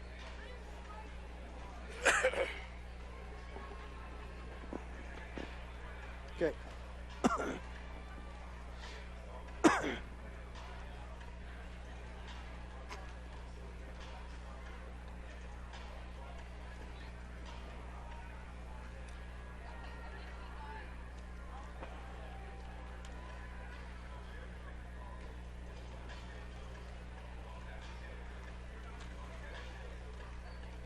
Well, welcome back, everybody, to the Lancer Classic, first place game in women's action here. Getting ready to start here. Tip-off was supposed to be at 6 p.m., so we're running a little bit behind, 37 minutes behind. We're about 2 minutes till start lineup and tip-off. St. Paul trying to avenge a loss to Columbus in the preseason tournament where they only shot 14% from the field. So I know they look to improve on that, Mike, and they would love to come out of this tournament with a first-place win. Yeah, and, you know, the girls, they come down here and are competitive every year in this Lancer Classic and have established themselves kind of as the team to beat, you know, regardless who's playing against them. So it's, you know, big for them, and I think they came up a little bit short last year, but they're coming back here trying to get that trophy back. Sure would, and they'd love to take it home for their seniors, Emily Hutcherson, Taylor Watrick, and Katie Coombs, the three big three seniors for the Lady Indians here tonight. Get pretty young after that, just two sophomores, the rest freshmen on the squad for the Lady Indians, except for one lone junior, Ireland Foley, junior on the squad. And as I look down the roster in the book, they got lost. Your daughter's still playing, Mike. Well, I don't know if anybody told her. I haven't seen her. I don't think she's here. I don't see her suited up. So look for the Indians to come out here, try to get off to a little better start shooting-wise. They sure can't get off to any worse shot. They were still in that game at Columbus at St. Paul. It was under a 10-point game all the way through, but they never could get over the hump. Got within 5, even down to 3 a couple times in that game, as shooting as poorly as they did, but couldn't ever get over the hump and come up a little bit short. As we are getting set, what do you look for keys to the game, Mike? I think keys for St. Paul is going to be the same key it is every week for them. You know, playing that stiff man-to-man defense, making that something that really causes problems for the Columbus Titans. And if they can make that defense work, then obviously the next key is going to be for them to start making some of those baskets. They've had some hot and cold streaks as they came in, especially after the Christmas break. So we'll look for the outside shooters. I'd like to see them scoring some more from the outside. They've done a pretty good job getting the ball inside, but they need to get some outside points, I think. First starter for the Indians, number 14, Emily Hutcherson. For the Titans, Lindsay Davis, number 0. One of the other keys, Elise Doherty is the second starter for the Indians, a young sophomore. Number 4, Lily Mooney. Number 35, Carson Youngblood is where the Indians going to have to focus. She's a good ball player for Columbus. The senior, the big senior, going to be a good matchup. If you remember right, Mike, in that preseason tournament, Katie Coombs got in early foul trouble, spent a lot of time on the bench. Can ill afford to have that happen tonight. That's right. Keep Katie busy underneath. She got a height advantage, I think. But Claire Bradshaw, Emerald Struthers, 2 more starters for the Indians. Number 13 for Columbus, Dixie Layson, as well as number 32, Jade Omart. And the last starter for each team, Katie Coombs for the Indians and Carson Youngblood, both seniors for Columbus. It's 22, not 32, Dan. Was the other starter? Yeah, the fourth starter. Number 22, Gracie Sullivan, a senior, number 22. So on the floor for Columbus, Davis, Mooney, Layson, Sullivan, and Youngblood. For the Indians, Doherty, Hutcherson, Coombs, Bradshaw, and Struthers. 8 minutes on the clock. We're set to get underway in this championship game here at the Southeast Lancer Classic.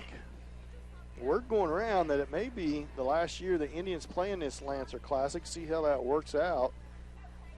They've been here for a long time. They sure have. That would be really a change for everybody involved, not only the tournament down here, but you know, the ladies and the boys both. They're used to coming down here right after the end of this January time. And we are underway. Tip is going to be controlled by Columbus. It's going to be Layson with the basketball, guarded out here by Doherty, man-to-man defense. Imagine that, by the Indians. And a little switch here compared to the first game as Katie Coombs starts out top on number 4, Mooney. Travel on Columbus, so turnover. And the same way the other night, Struthers played defense on the big girl against Baxter Springs on Delaney, I believe was her name. And she starts out on Youngblood, so that's going to be a big matchup for Emerald Struthers. Struthers aggressive enough. Struthers with the basketball. See if her quickness can help guard Youngblood. Indians with the basketball off the travel by Columbus. Claire Bradshaw, top of the key. This zone defense, Claire Bradshaw, she had a lane. She didn't go on in. She should have. This 2-3 zone defense gave the Indians fits in their first meeting. Hutcherson into the lane. Good pass into Coombs. Good start off the penetration. Coombs converts from the right block. Hutcherson went into that zone, and the defender had to come over and stop her and left Coombs wide open on the block. A little diagonal bounce pass got Coombs wide open.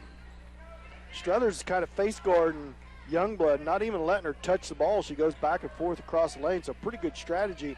And a little weak side help coming off this baseline. Claire Bradshaw's dumping way down, giving weak side help. Up top, over to the left wing, Davis. Davis tries to feed it inside. Ball's going to be a jump ball. Possession arrow is going to go to the Indians as the opening tip was controlled by Columbus. Yeah, they're getting Youngblood shut down on that inside as much as they can. A little strategy here by Coach Tuck, switching things up a little bit. Trying to probably keep Coombs out of foul trouble too, which is a good idea.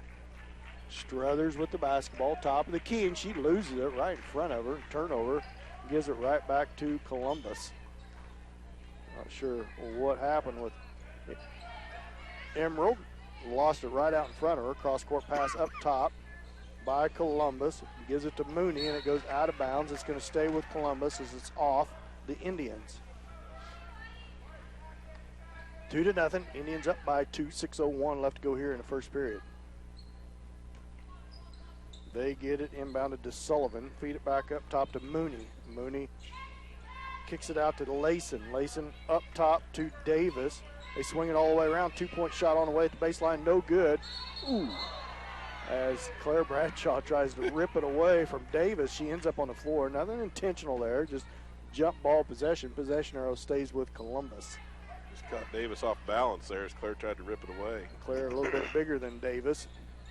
He ended up on the floor. Poked away by Elise Doherty for a minute, but it ends up back in Davis's hand for Columbus. Drives to her right towards the elbow. Kicks it down to Mooney. Mooney up top to Layson. Swings it around to Davis. All the way down to the corner to Sullivan. Now back up top to Layson. Layson lob inside.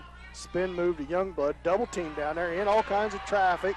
Finally shoots. Can't get it to go. Rebound out of bounds. It's going to be out on Columbus and go to the Indians. Well, Youngblood had the ball held a long time, and I think she was standing in the lane too.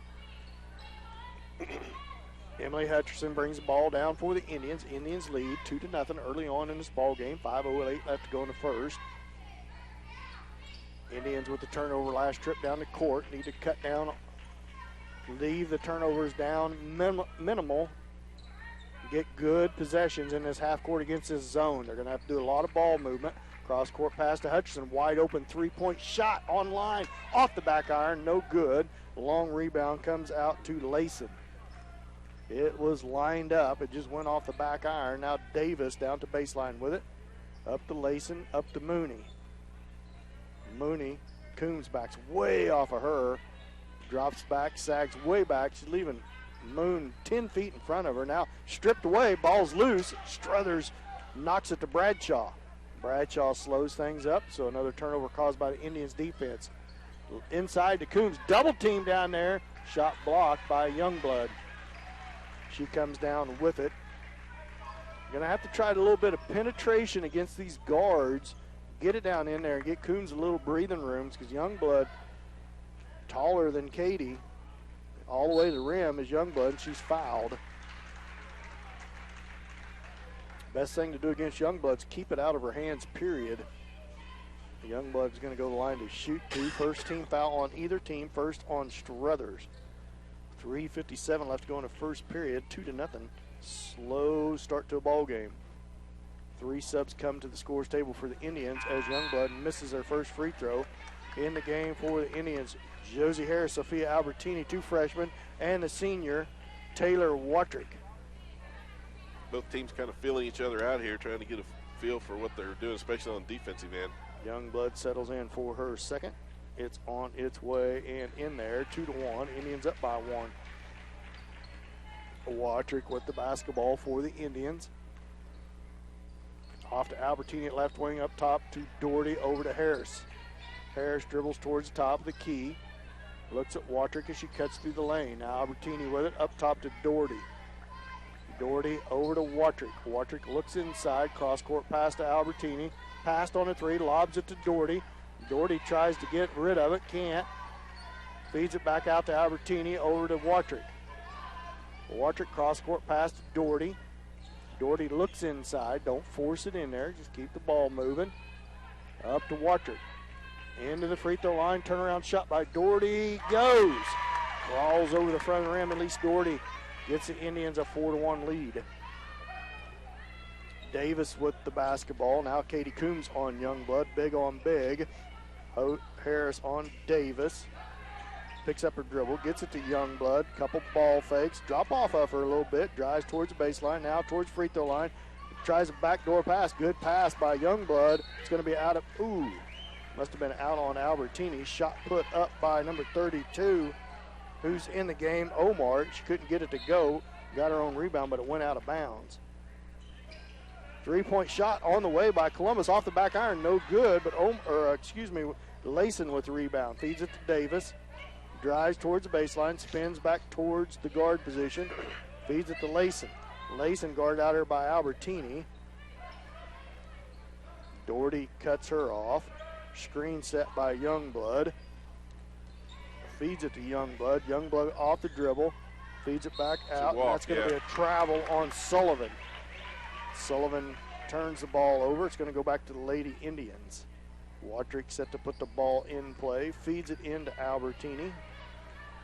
2:20 left to go in the first period. Indians up 4-1. Doherty with the basketball up top to Watrick. Watrick over to Harris. Harris at left wing with it. Feeds it up top to Albertini. Over to Coombs at right wing. Coombs puts the ball on the floor to the free throw line out to Watrick. Doherty with a 3-point shot from the left wing. Oh, that was halfway down. Everything but down. Halfway down, spun back out, and Youngblood with a rebound.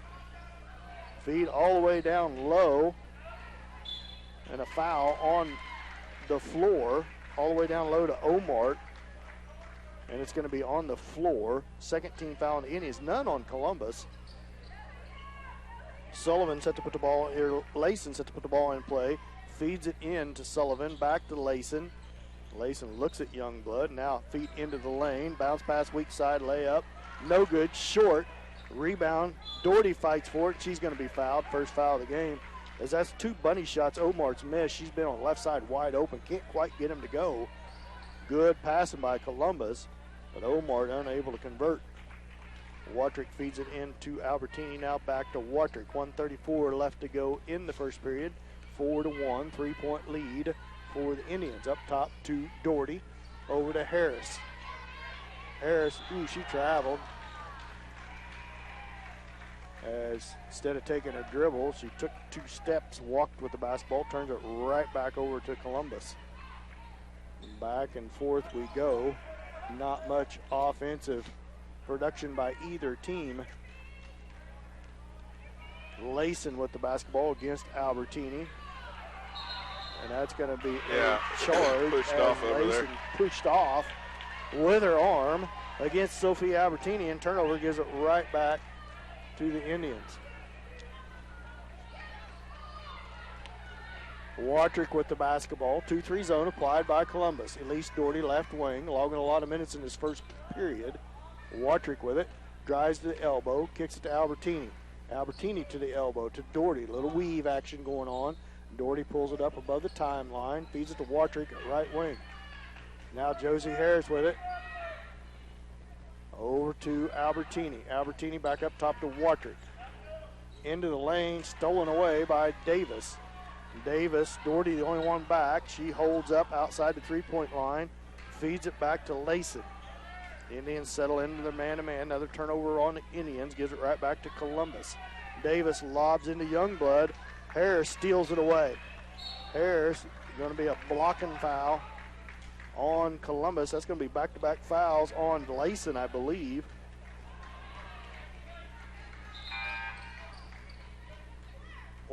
Second foul on Layson. Third team foul on Columbus.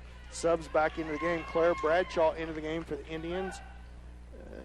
That's the only sub for the Indians. Watrick, Bradshaw, Albertini, Harris, and Coombs in the game. 22 seconds left to go in the first period. Indians lead 4-1. Right wing to Harris, up top to Watrick. Watrick feeds it over to Harris, out of bounds. And yet another turnover. And Emily brings Emily Hutchinson right back to the scorer's table for Watrick.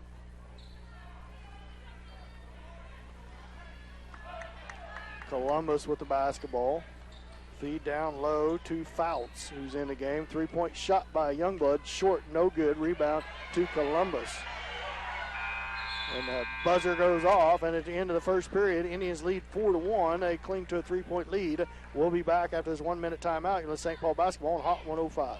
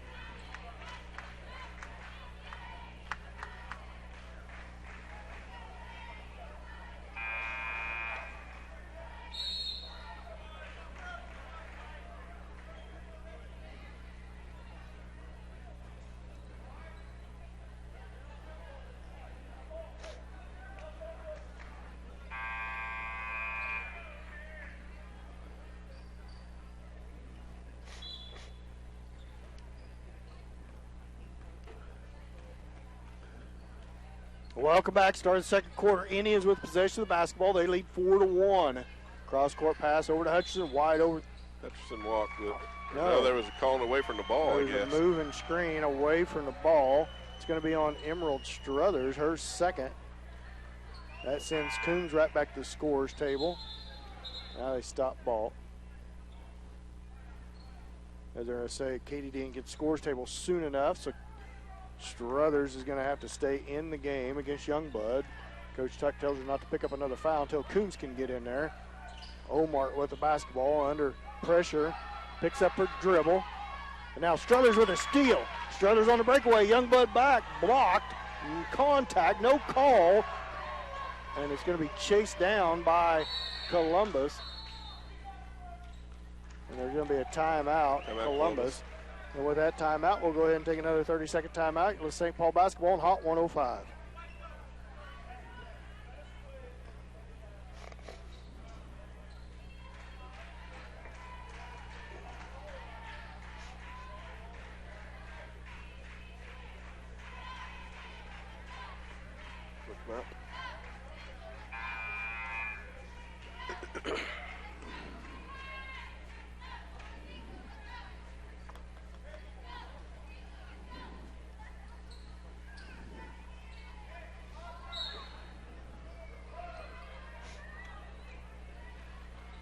Welcome back. Back underway. Columbus basketball out of the Columbus timeout.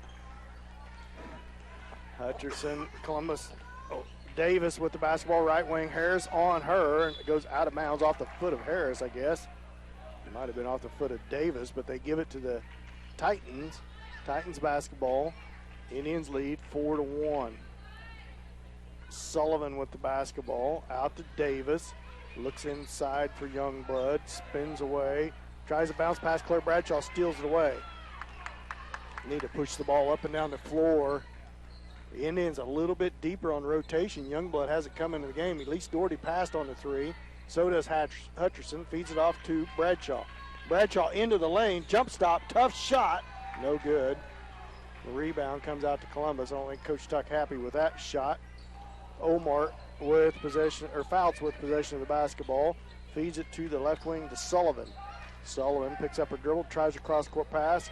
Ball's loose for a minute. Doherty bumps into Fouts, but she controls off the dribble. Youngblood with it. Ball fake, step back, two-pointer, short, no good. Rebound, no block out on number 32. Whose man was that? Omar, shot put back up, no good. Rebound, Fouts, put back by her, no good. Claire Bradshaw finally secures it. Bradshaw pushes the ball down the floor, tried to run a little bit. Columbus gets back into transition defense, sets up in that zone. Indians got to bust a couple threes here, Mike, somewhere. Yeah, they're going to have to draw them out of that lane. They're not going to draw them out. They're just going to have to make some threes in order to win this ball game. It's going to be tough. They're sagging down in. There's going to be some open opportunities for three-point shot. You're just going to have to bury a couple against this 2-3. They're intentionally, same thing they did at St. Paul, slowing them down, making them shoot from the outside. Harris into the lane, shot up, no good. Rebound comes out to Omar. Now Davis with it. Not only that, Indians need to try to create some transition steals. Fouts with it. 5:29 left to go in the second period. 4-1. Davis loses it. Hutcherson steals it away. Hutcherson cross-court pass back to Bradshaw. Bradshaw back to Hutcherson. Whips it inside to Bradshaw. Tough shot on the way, no good. Katie Coombs tries to get position. Put back, no good. She's fouled. So she's going to go line and shoot two. Good rebound by Katie. Contested back-to-back shots by Bradshaw. Can't get him to go, but a good rebound in there by Katie. She got another line to shoot two. Just the 14th foul on Columbus. First on Omart. Coombs free throw right through there and good. Watrick and Albertini back into the game. Big news for Taylor Watrick. Mike signing with Iowa Westland tomorrow. Yeah, big day tomorrow for Taylor. Good for her, the senior. Second shot up on the way, no good, rolls out. Indians up by 4, 5-1. Watrick settles in against Layson. Layson feeds it off to Sullivan. Sullivan at the free throw line. Off to the left wing to Layson. Layson kicks it up top to Mooney, who's in the game. Albertini picks up the defense on her. Gets now stripped away by Hutcherson. Hutcherson pushes the ball up the floor, looks for any opportunity. Into the lane she goes, kicks it out for Coombs. Wide open three-point shot, off the rim, no good. There's them threes we're looking for, just a little bit short. Good look. Good defense, good pressure here by Taylor Watrick on Layson. Mooney with it against Albertini. Kicks it back out to Layson. Josie Harris comes to score table for the Indians as well as Lee Doherty. Now steal by Watrick, but the ball's loose on the floor, rolling towards the out-of-bounds line. Good hustle by Taylor. She just lost her footing. It would have been a breakaway opportunity for her. Kind of got tripped up, lost her footing, and couldn't chase it down. That's the thing. Indians causing some turnovers here and getting opportunities, just not able to capitalize any points on the board out of them. Full court pressure applied by the Indians. Looking. Clock is running, and Coombs lets Youngblood go up and get it at the last second when the count was on. Should have stayed right with her. Youngblood with her left hand goes around the screen, kicks it back to the roll. Sullivan off the roll, and that's going to be a foul. Who on Josie Harris? Yep. That is going to be on Harris. Fourth team foul on the Indians. First on Harris. Indians cling to a 5-1 lead. 3:55 halfway through the second period. Sullivan with the basketball. Up top to Mooney. they need to tighten up on these guards a little bit. There, Harris with the steal as I speak. Doherty feeds it ahead to Watrick. Layup. Oh, she's short. Get it to go. Youngblood kind of got her feet out of time. Did Taylor. Never put the ball on the floor, and her footwork got a little bit out of time. That's all right. Crawl back in it and get another one here. Feed into Youngblood. Shot up. Oh, man. You kidding me? She's clear underneath the backboard. Forces up a shot, and she gets the whistle. And she's going to go line to shoot two. She's gassed, too. Yeah. Need to push the ball up and down the floor. Youngblood hasn't set foot out of the game yet, and she probably won't come out of the game. Number 24 to the scorer's table, Monroe, the junior. Youngblood's first free throw is right through there. I know the Indians want to get some transition points. That's their best opportunity to try to stretch this lead out against Columbus. Make them run up and down the floor before they can set up in that 2-3 zone defense. Youngblood's second free throw on its way. I believe she has every one of Columbus's points, all three of Columbus's points, as they cut into the lead, and it is now 5-3. All three coming from the free throw line too, Dan. Watrick with the basketball at right wing, picks up her dribble, feeds it back up top to Doherty. Over to Harris. Harris into the lane, cross-court pass down to Hutcherson. Hutcherson cross back over to Coombs. Coombs into the lane, and she tries to throw a shot up, and it's going to be a foul. She's going to go line and shoot two, I think. I don't know if she was throwing a shot or trying to get it outside. She was clear underneath the basket.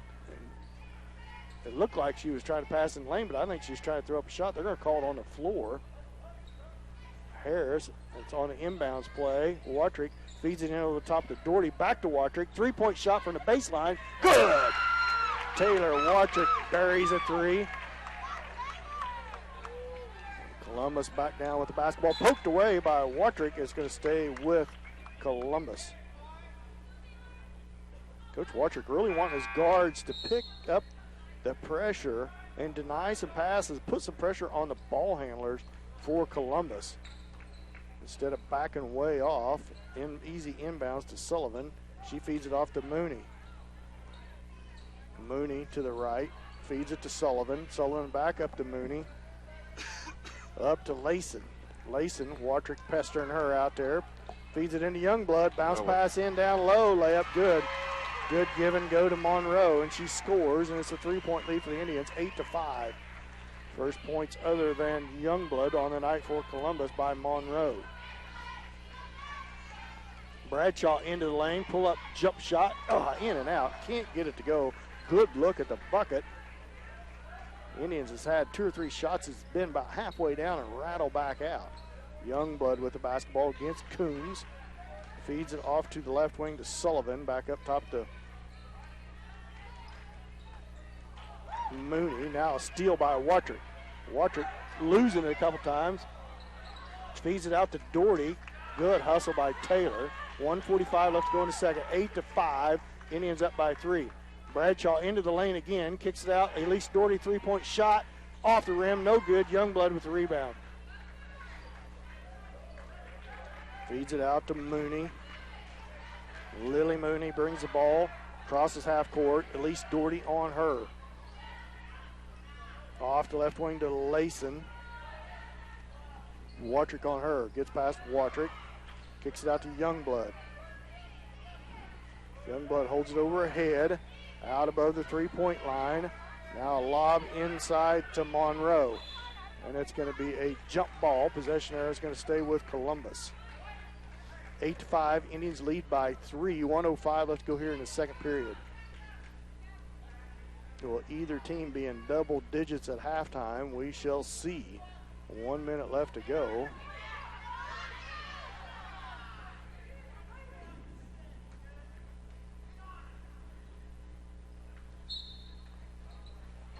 Inbounds play into Sullivan.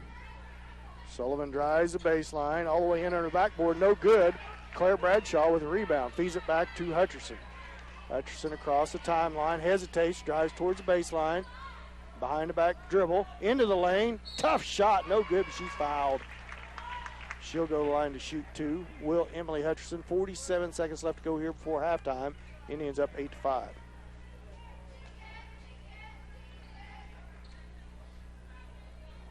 Hutcherson settles into the line for the first time tonight. The big senior.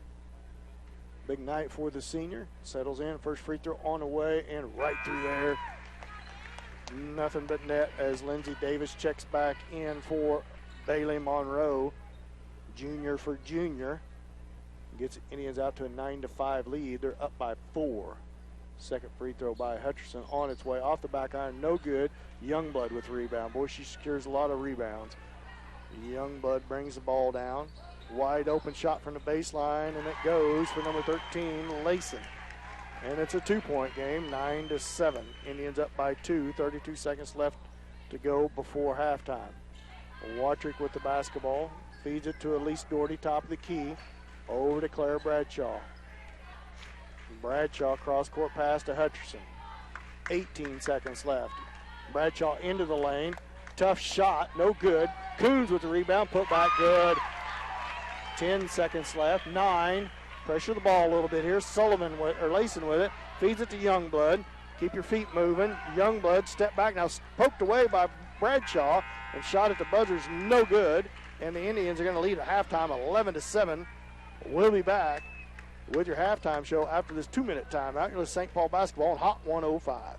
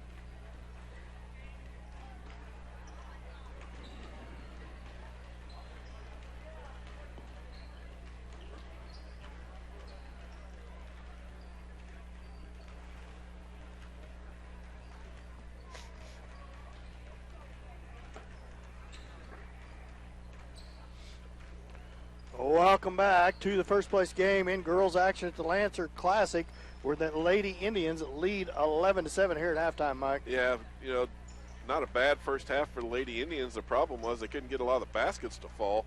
They did a really good job on defense, creating some real problems for Columbus, causing 10 turnovers on the part of the Titans. So their defense working well. The problem was once they got the ball back, either in transition or on offense, they just couldn't make anything happen, getting points on the board. So look for them in the second half to come out here, continue that high-pressure defense, but they're going to have to figure out a way to make some baskets to keep this lead.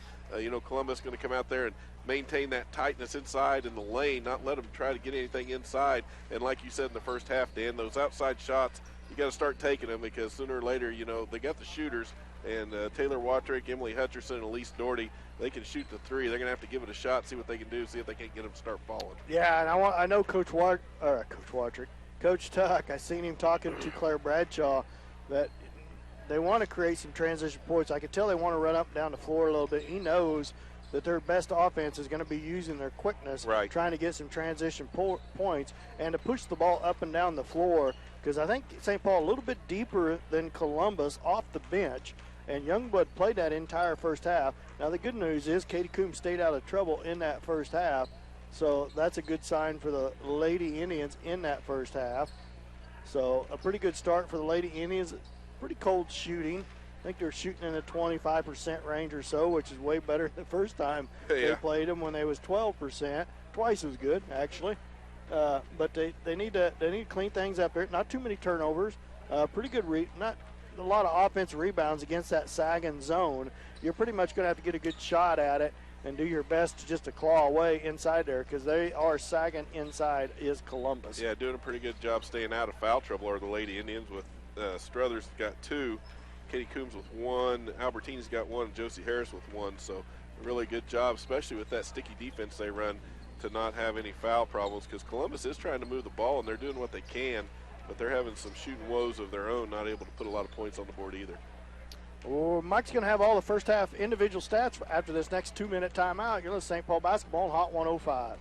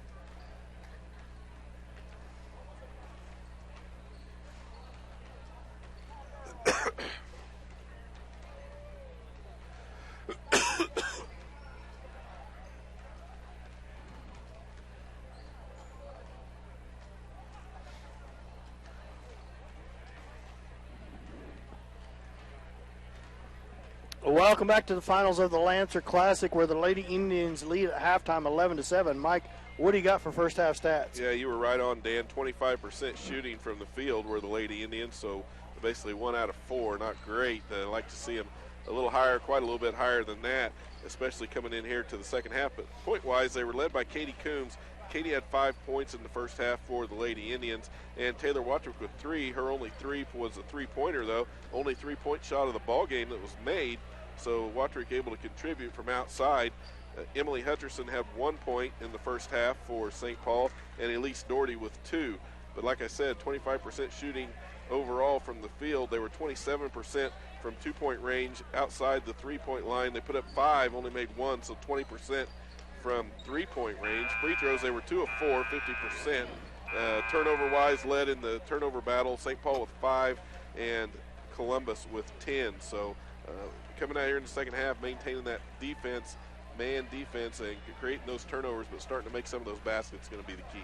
Columbus just shooting 16% from the field, Mike, as I noticed a little turnaround from that first game. The Indians only shoot 25%, but Columbus also struggling from the field. As you alluded to, got Indians for 4 turnovers and Columbus with 9, so that stat's a good stat for them too. It's probably lucky the lead isn't a little big on Columbus' side. It's probably lucky the Indians' lead isn't a little bigger than what it is. Pretty good rebounding in there by Columbus to keep them close in this game, and the Indians lead here 11-7 with about 2:15 until the second half tip. Look for the Indians do kind of the same kind of thing in the second half. Start this second half here. I'm sure Coach Tuck told him in at halftime to try to pick up that man-to-man defense, a little tighter coverage on the ball, try to create some transition points, and when you get a rebound, push the ball up the floor, look for your outlets and try to get some easy buckets. Right, and that's what we'll look for here. A minute and a half to go, so the girls down there, they're trying to take some shots, get themselves warmed up, get the cobwebs shaken out, but see how it goes. We're going to take one more break. We're going to take a 1-minute timeout. When we come back from that timeout, we'll have the start of the second half for you. You're listening to St. Paul basketball on Hot 105.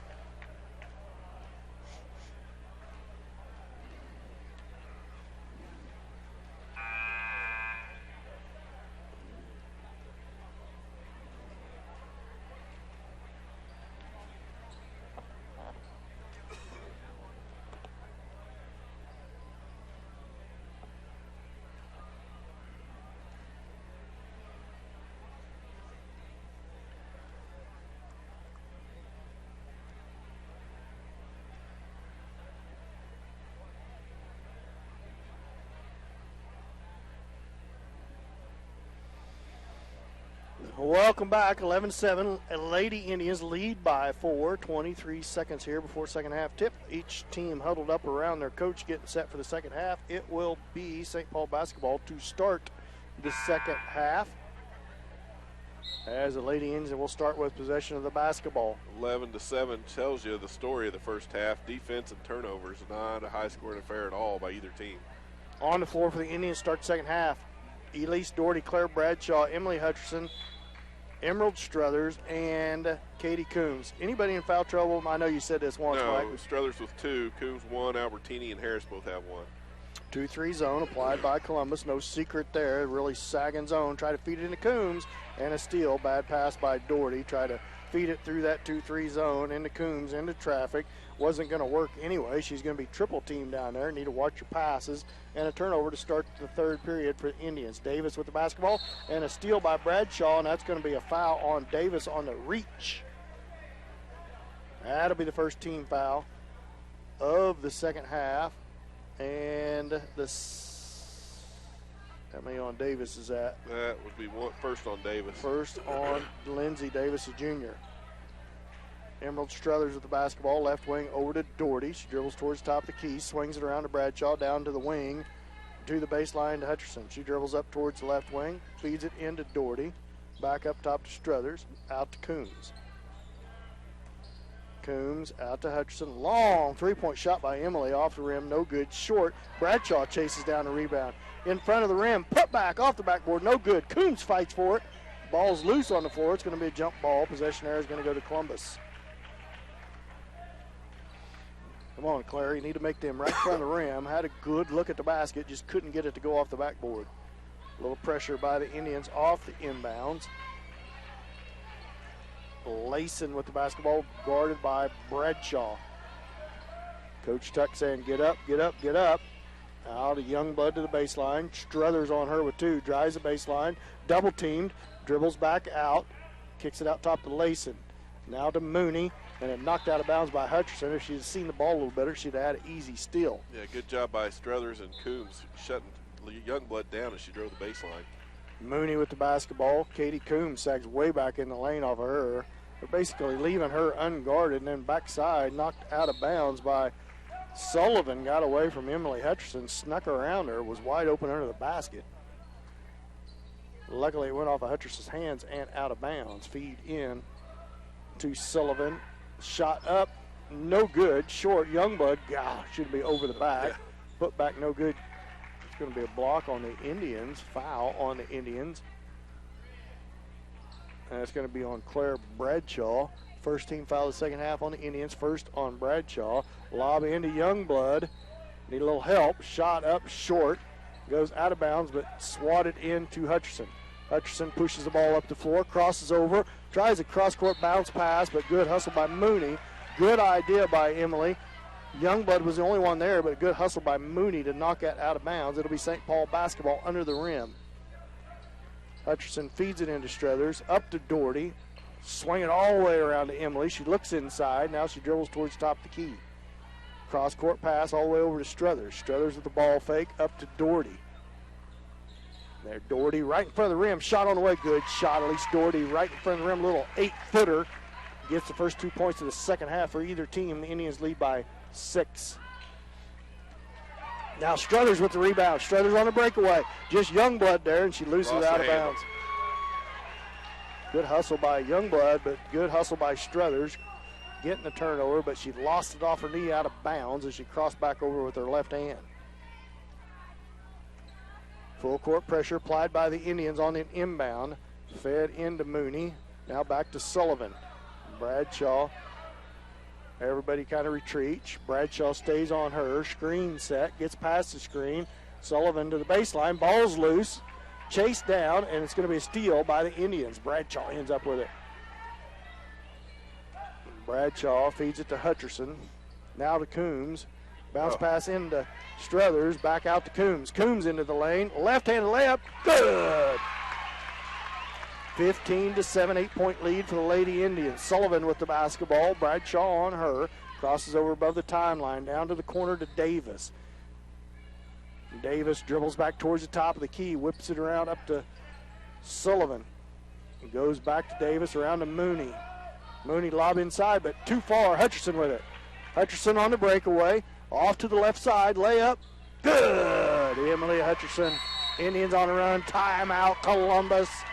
17-7, 10-point lead for the Lady Indians. Good start to the third period. We'll be back after this 1 minute timeout. You're to St. Paul basketball. Hot 105.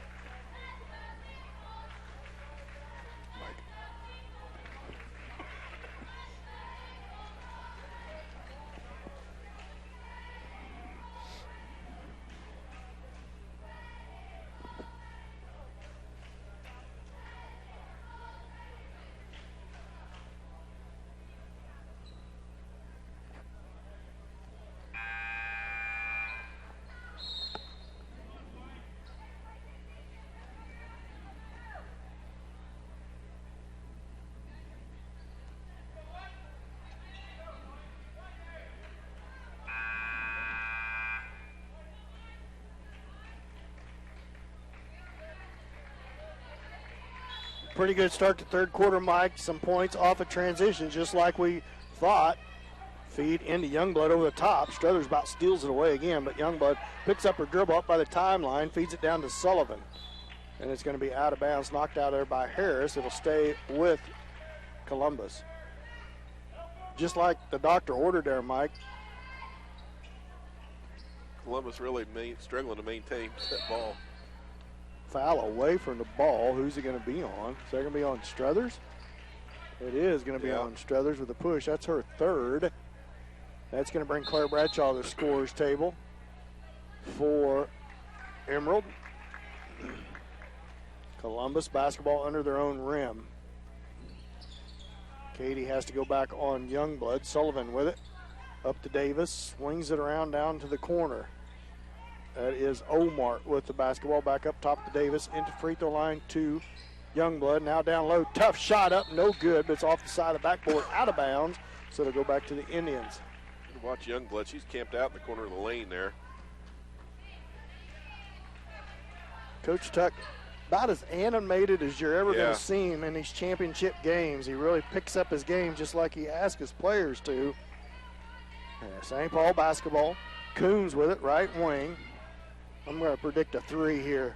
As I speak, Wattrick sends one right there, and it goes out, rattles in and out. It was lined up good. Rims out. Layson with the basketball.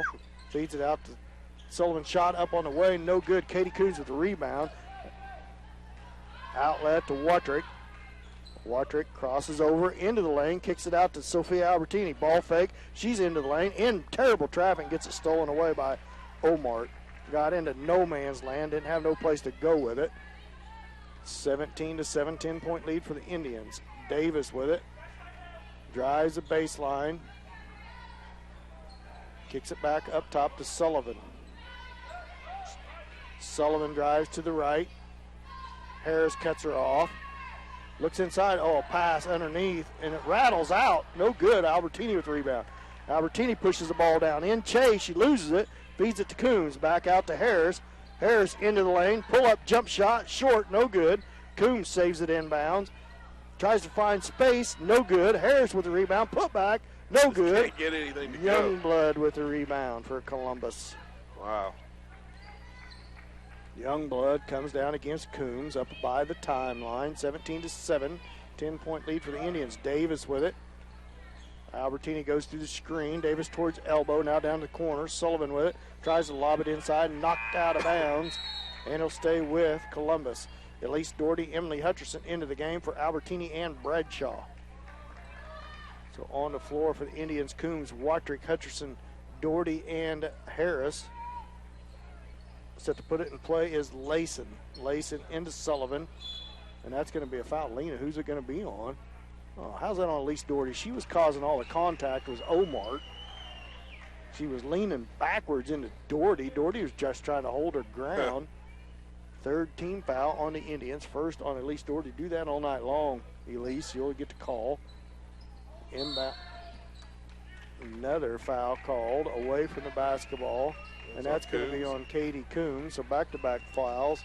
Fourth team foul. Second on Katie. Still Columbus basketball under their own rim. Baseline, Youngblood with it. Gives up the baseline. Doherty comes to help. Shot up, partially blocked. Coombs gets the rebound. Outlet to Hutcherson. She crosses over. Youngblood still on the floor on the other end. All the way to the rim. Hutcherson scores! Finally got one to go. Inbounded to Sullivan. Sullivan feeds it back to Layson. Layson, that's going to be a reach on Watrick. Not a very good foul on Taylor. 15 foul on the Indians. You don't want to get them too close to bonus early here. You just want to play good defense. You got a nice lead here, 12-point lead on the game. Set to put it in play for Columbus on the sideline is Layson. That's a 15th foul, just the first on Watrick. Davis with the basketball loose on the ground, and it's going to be a jump ball. Davis ends up on the floor hard. Now they're going to come get together and talk. What are they going to call here? It's about the third time. Davis probably only weighs about 90 pounds. Yeah. She's scrappy, though. She's real scrappy. The junior for Columbus. Plays hard. Now they're all getting together. The refs are. I don't know what the call was. I thought it was going to be a jump ball, but I figured it's a jump or a foul. It was loose on the floor. Now all three of them get together. And they don't know who to give it to. It's going to be. Who gives the Indians, looks like.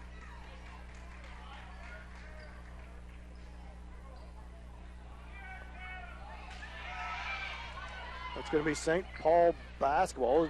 I still don't know if they called a jump ball. I think they did. I heard the refs say it's a verbal warning, and I don't know if it's a verbal warning on Davis or on St. Paul. He came over to Davis and said it. Now the Columbus coach, he's not a bit happy. It's going to be St. Paul basketball irregardless, and the possession error still points towards St. Paul, so I guess they didn't call a foul, though. I guess they didn't call a foul. I'm not real sure what happened. Watrick up to Harris, swings it to Hutcherson. Hutcherson, I don't know where she was trying to give it to, but was that out on Columbus or St. Paul? That's out on St. Paul. She was trying to hit Katie into the lane, and Katie was double teamed. She wasn't even looking, I don't think. She didn't see it. Okay, it was a jump ball because now they changed the possession error. Okay. They stopped and asked, so they did call a jump ball. As Layson set to put it in play, tries to feed it over the top, gets it to Sullivan. And Watrick comes from behind like a wolf and steals it from her. Oh. Back to Watrick it goes, into the elbow, out to Doherty as the Indians reset. 1:33 left to go in the third, 19-7. Indians up by 12. Right wing to Harris. Harris up top to Watrick. Watrick over to Coombs at left wing. Dribbles towards the top of the key. Kicks it out to Josie Harris. Harris, a couple ball fakes, the baseline to Watrick. Watrick dribbles towards the top of the key. Cross-court pass to Doherty. Doherty back up top to Watrick. Indians being real patient here. Columbus. Now they come up above the timeline onto Watrick. Feeds it over to Hutcherson. Hutcherson into the lane. Out to Coombs. Set shot. In and out. No good. Man. Those shots are rimming all the way halfway down and rimming back out. Davis with the basketball for Columbus. Davis whips it over to Omart. Now up top to Youngblood at the free throw line. Youngblood guarded by Coons. Puts the ball on the floor with the left hand. Kicks it to Sullivan. She loses it for a second. Kicks it out to Davis. Davis lob in over the top. Good position. Shot up and in by Omart. And she's fouled by Elise Doherty. And she's going to go line for the and one. Indians got caught a little bit out of position. 19-9. 12-point lead for the Indians. 26.5 seconds left to go here in the third period. Sophia Albertini and Claire Bradshaw check into the game. That's the second foul on Elise Doherty. 16 foul on the Indians, just one on the Titans of Columbus. Omart to the line for the and one shot. On its way. Short, no good. Rebound comes out to Albertini. Albertini pushes the ball down the floor, pulls it back out, sets the offense. 19 seconds left. Coach Tuck says one shot, 16 seconds. I'd like to see Hutcherson with the ball in her hand go to the rim. Hutcherson or Watrick. 10 seconds left. Make something happen here, Taylor. Take her to the hoop. Back to Hutcherson. Wide open for a three-pointer. Throws it up. Long, no good. Albertini with the rebound. Put back. Good. Albertini before the buzzer goes off. On the weak side with the rebound and put back.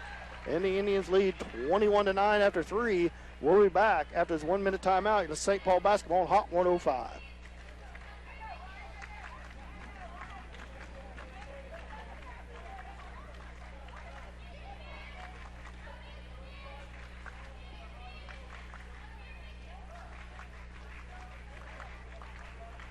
Pointed at the ceiling.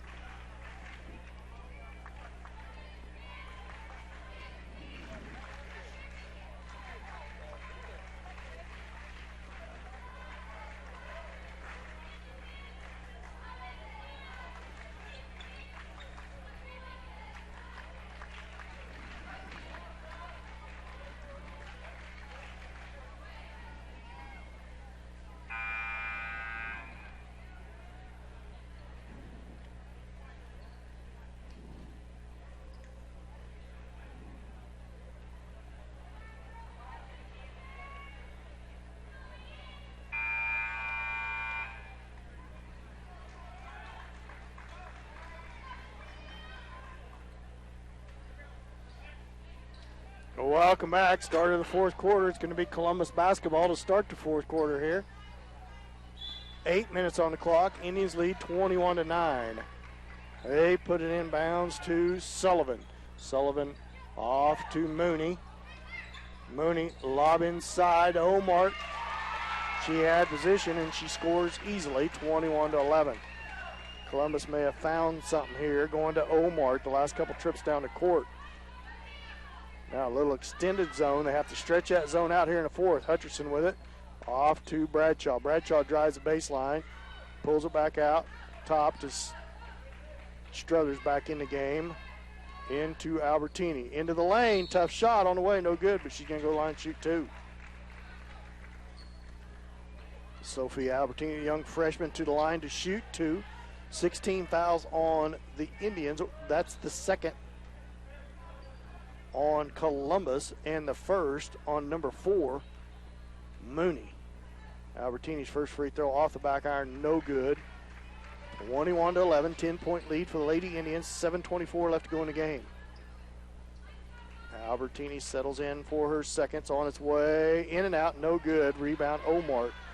Albertini unsuccessful with 2 trips to the line. Sullivan with the basketball. Screen set by Youngblood. Youngblood with the basketball, crosses over, lob inside to Omart, double team down there. Hutcherson with the rebound, off the block shot. Hutcherson pushes the ball down all the way against Youngblood, shot up, no good. She's fouled by Youngblood. She's going to go to the line and shoot 2. Youngblood on the floor. They help her back up. She'll be okay. She was running down the floor, and Hutcherson went right to the rim, and when she turned around, Hutcherson was right there, and she got knocked to the floor. I think that's only the first foul on Youngblood. Emily Hutcherson at the line to shoot 2. 7:01 left to go in the game, 21-11. Off the back rim, no good.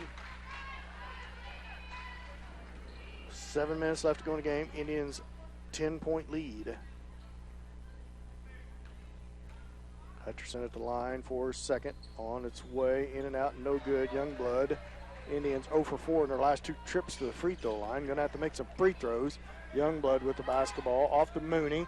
Mooney with the right hand. Bounce pass out. 3-point shot on the way. In and out. That looked like a St. Paul shot. Yeah. That was 2/3 of the way down and rattles back out. Albertini kicks it out to Watrick. Up top to Bradshaw.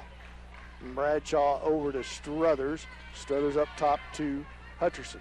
Hutcherson over right wing to lob inside to the elbow to Bradshaw. Up to Hutcherson over to Watrick. Watrick was open for a 3, but she passed it with a 10-point lead. 6:26 left to go in the game.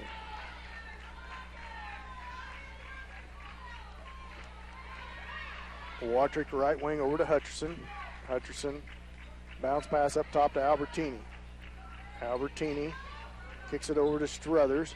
Struthers into the lane, and she's going to be fouled. And it'll be St. Paul basketball under the rim. 6:06 left to go in the game. 21-11. 10-point lead for the Indians. Katie Coombs back to the scores table, as well as Elise Doherty, as well as for the Titans, Lindsey Davis. Sophia Albertini and Claire Bradshaw out. Get a breather. Watrick set to put the ball in play for the Indians.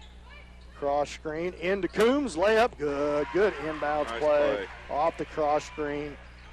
Good design. Davis with the basketball out to Omart.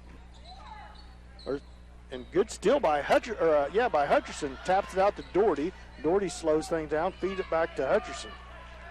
Hutcherson with her left hand. Davis, they starting to pick up the defense is Columbus. Now they're going to go to a man-to-man. First time tonight. Been in that 2-3 zone, so this is more of a comfort zone for the Indians here.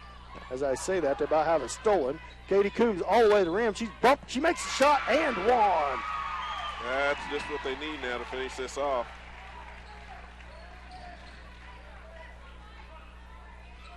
Coombs settles in at the line for the end one. Biggest lead of the game for the Indians with 5:29 left to go in the game, 25-11. Her and one shot right up and through there. Josie Harris back into the game for Taylor Watrick. Man-to-man, full court pressure by the Indians. They don't really want to foul here. There's 16 fouls, so the next one puts them in a bonus. Pressure. They finally get it into Youngblood. Struthers has done a great job on her tonight, Mike. A steal by Struthers. Struthers on the breakaway. Ahead of the field, layup good. You're right. You called it. She has done a whale of a job on Youngblood. Youngblood is gassed, Mike. She is wore out. She's never set foot out of this game. Layson with the basketball. Harris on her, pushing her to the right side. Screen set by Sullivan. Layson knocked out of bounds by Hutcherson.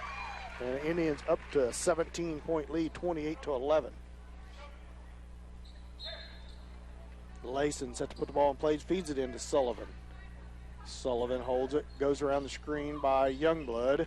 Youngblood with it. Struthers cuts her off. Now Davis, 3-point shot from the baseline, off long, no good. Struthers with the rebound. Struthers ahead to Doherty. Now to Hutcherson. Man-to-man defense applied by Columbus. Harris with the basketball. Reverses it about a bad pass. She telegraphs right where she's going to throw it. Tripped up from behind. At least Doherty trips up Sullivan. There's Josie Harris. I tell my daughter that when the Lady Indians run their offense, they almost get programmed to the point where they know they're supposed to throw it from point A to point B to point C. Right. And these young freshmen sometimes don't learn that you're playing a game of basketball, and you need to see where you're going to make the pass. And they're just not going to allow you to make the pass. Right. They're going to see you. Missed free throw by Sullivan, Indians with the basketball. And there's almost a steal, as that's going to be a turnover caused by good hustle by Layson for Columbus. As the Indians not doing a very good job on the inbounds pass there. Doherty's going to come back out of the game. Columbus basketball on the sideline. St. Paul leads 28-11, 4:29 left to go in the game. Sullivan with the basketball, or Layson with the basketball. Kicks it off to the left wing to Sullivan into Youngblood. Spins towards the baseline, really leaning and loses it. And it's going to be a jump ball. Possession error to the Indians off the jump ball. And it's going to go right back. Well, if Katie Coombs would have stepped out of the way, I think Youngblood would have fell over hard as she was leaning on her. Youngblood checks out of the game. First time tonight she checks out of the game. She is wore out. Full court pressure applied by Columbus now. Now they clear, Indians clear out and let Emily Hutcherson go one-on-one against Layson. Kicks it to corner to Coombs, up top to Bradshaw. Bradshaw into the free throw line. Kicks it out to Struthers. Three-point shot by her. Not sure that's what Coach Tuck drew up. Rebound comes out to number 1, Jones, the junior who's in the game. Right wing feed into Davis at the elbow, down to the corner. Sullivan feeds it back up top to Jones, whips it around to Layson. Layson against Harris, pokes it away for a minute. Now Layson chases it down. Cross-court pass back over to Sullivan. And a foul by Struthers. Not a smart foul. Coach Tuck not happy with that. And that's going to send that'd be 4 on Jones to the line, shoot front and 1-1. 17th foul sends Taylor Watrick back to the scores table, as well as Elise Doherty. Struthers comes out, just picking up her 4th foul. Claire Bradshaw comes back out of the game. 1-1. 8th team foul on the Indians. 4th on Struthers with 3:29 left to go in the game. Shot up on its way long, no good. Rebound comes out to Emily Hutcherson, and then to Doherty, feeds it to Watrick. Columbus crowd wanting to travel. Watrick against Davis, lob into Coombs, backdoor feed. Layup by Elise Doherty on the cut, and she misses the bunny shot, and the rebound comes out to number 24, Monroe, and she's fouled by Hutcherson. And what a good play by the Indians on the back cut. And Elise Doherty wide open to the rim. Nobody there, and she misses it. And Monroe with the rebound, then fouled by the basket with 3:11 left to go in the game. 9th team foul on the Indians. So the next foul on the Indians has Columbus in the double bonus the rest of the way with a 17-point lead. The Indians with a 17-point lead. Monroe misses it. The rebound comes out to Katie Coombs. She feeds it to Watrick. Watrick crosses half court with it against Davis. Lob into Coombs, and that's going to be an offensive foul on Katie Coombs. I don't know. She lunged into Sullivan. You could have called that on Youngblood last time, Dan. For sure. Yeah, Coach Tuck's right. That's right. He said exactly she's done right. that about 10 times down there, and he's right. He's exactly right. Davis wide open to the rim, tries to whip it around, does, gives it to Monroe. Shot up, no good, but she's fouled. Indians not playing very good transition all of a sudden here. They need to concentrate on their defense. 10th team foul. That puts Columbus in the double bonus the rest of the way. 2nd foul on number, who was that That's on Harris. Oh, on Josie Harris. As Monroe is going to go to the line and shoot 2. 2:50 left to go in the game. 28-17.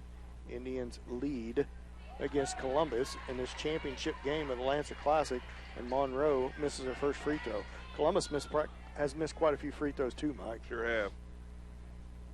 Monroe's second shot up on its way and right through there. She gets 1 out of 2, and Youngblood right back into the game for Monroe. 30-second timeout. Coach Tuck will be back after this 30-second timeout. Let's St. Paul basketball on Hot 105.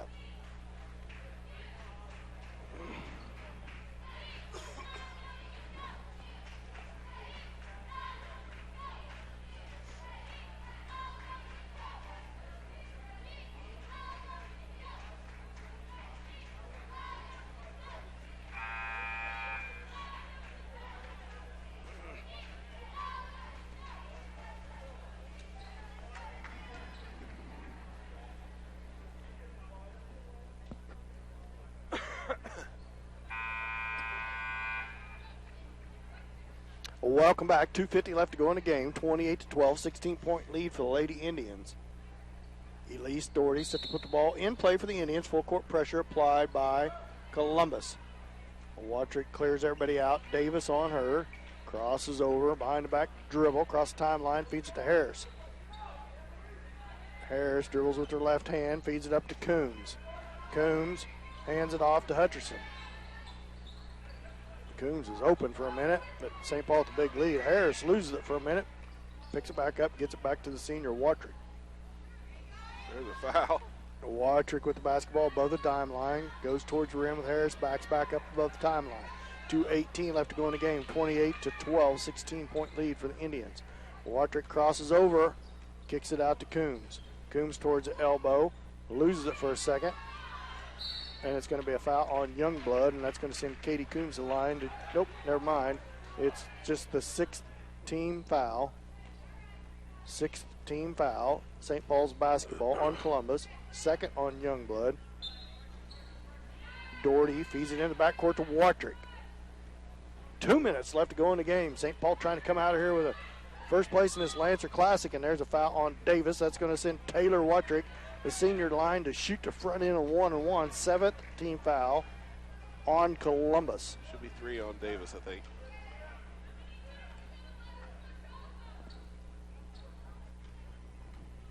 Watrick settles in at the line. First one on its way, right through there and good by the senior.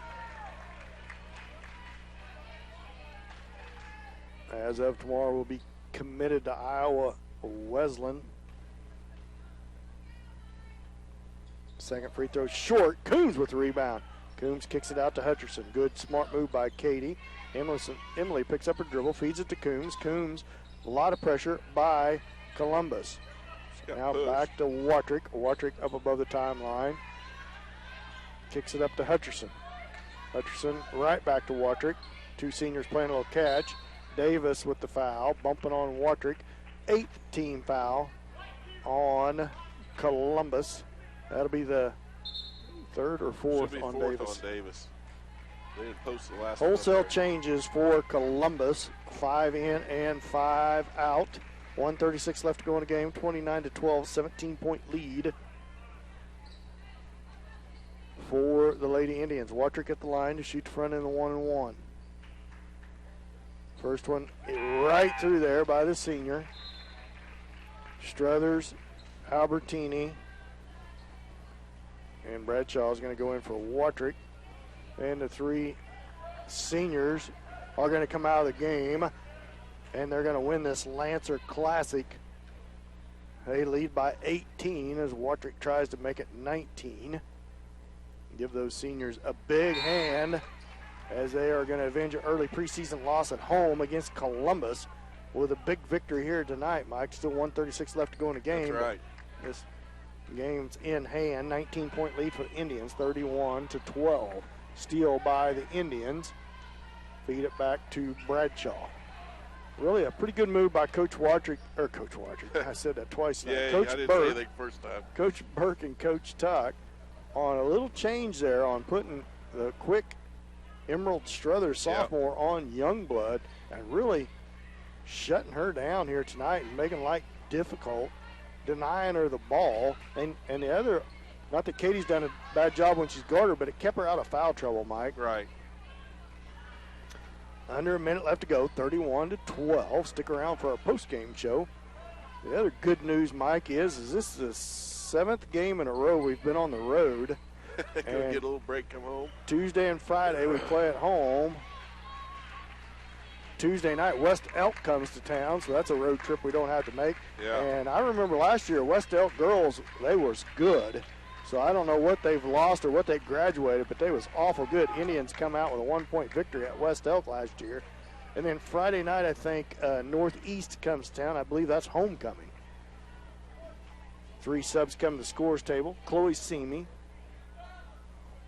Kenna Doherty, and Ava Chambers.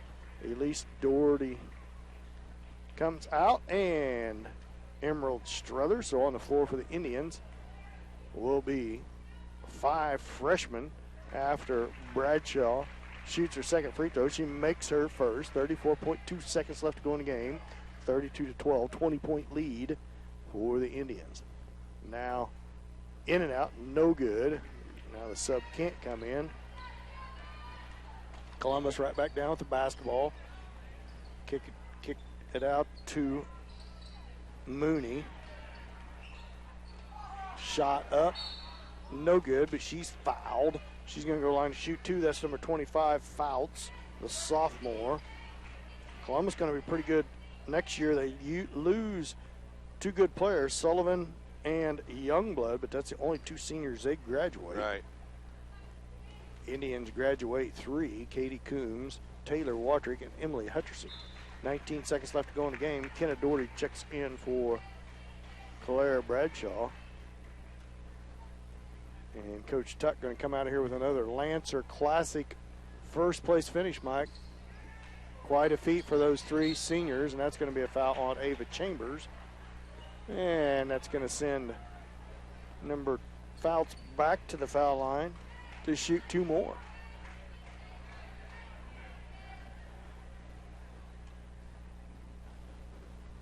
Fouts settles in at the line. First one on its way, short, no good. Coach Tuck still coaching hard, telling his young freshman to block out.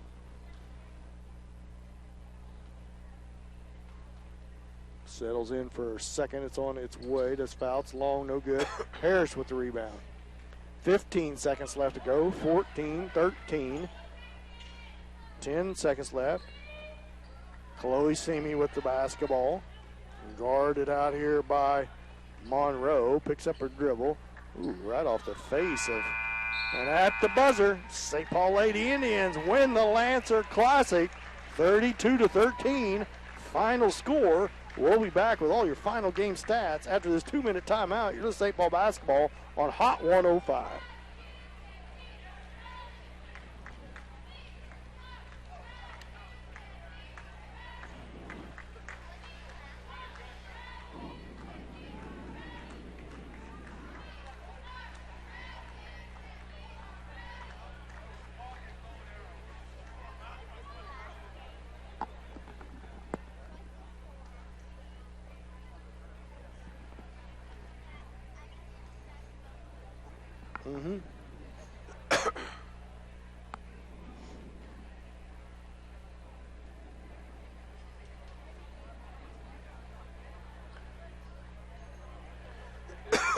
Will you ask him if he wants to come on the radio?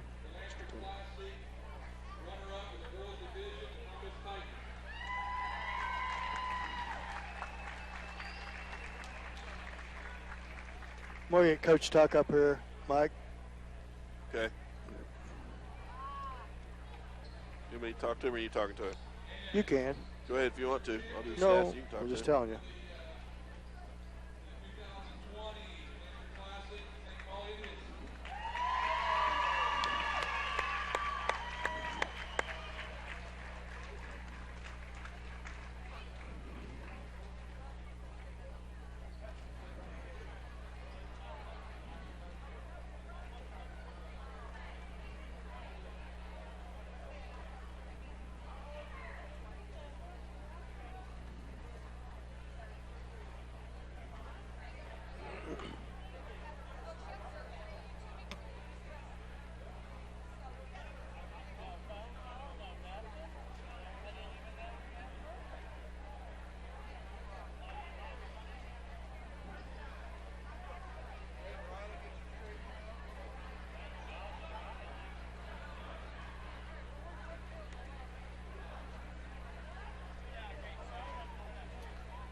Welcome back. St. Paul Lady Indians come out with first place in the Lancer Classic, defeating Columbus. Final score 32-13, and a heck of a defensive ball game by St. Paul, Mike. Yeah, it was a heck of a defensive ball game. You can tell by the score that both teams really out there fighting it out.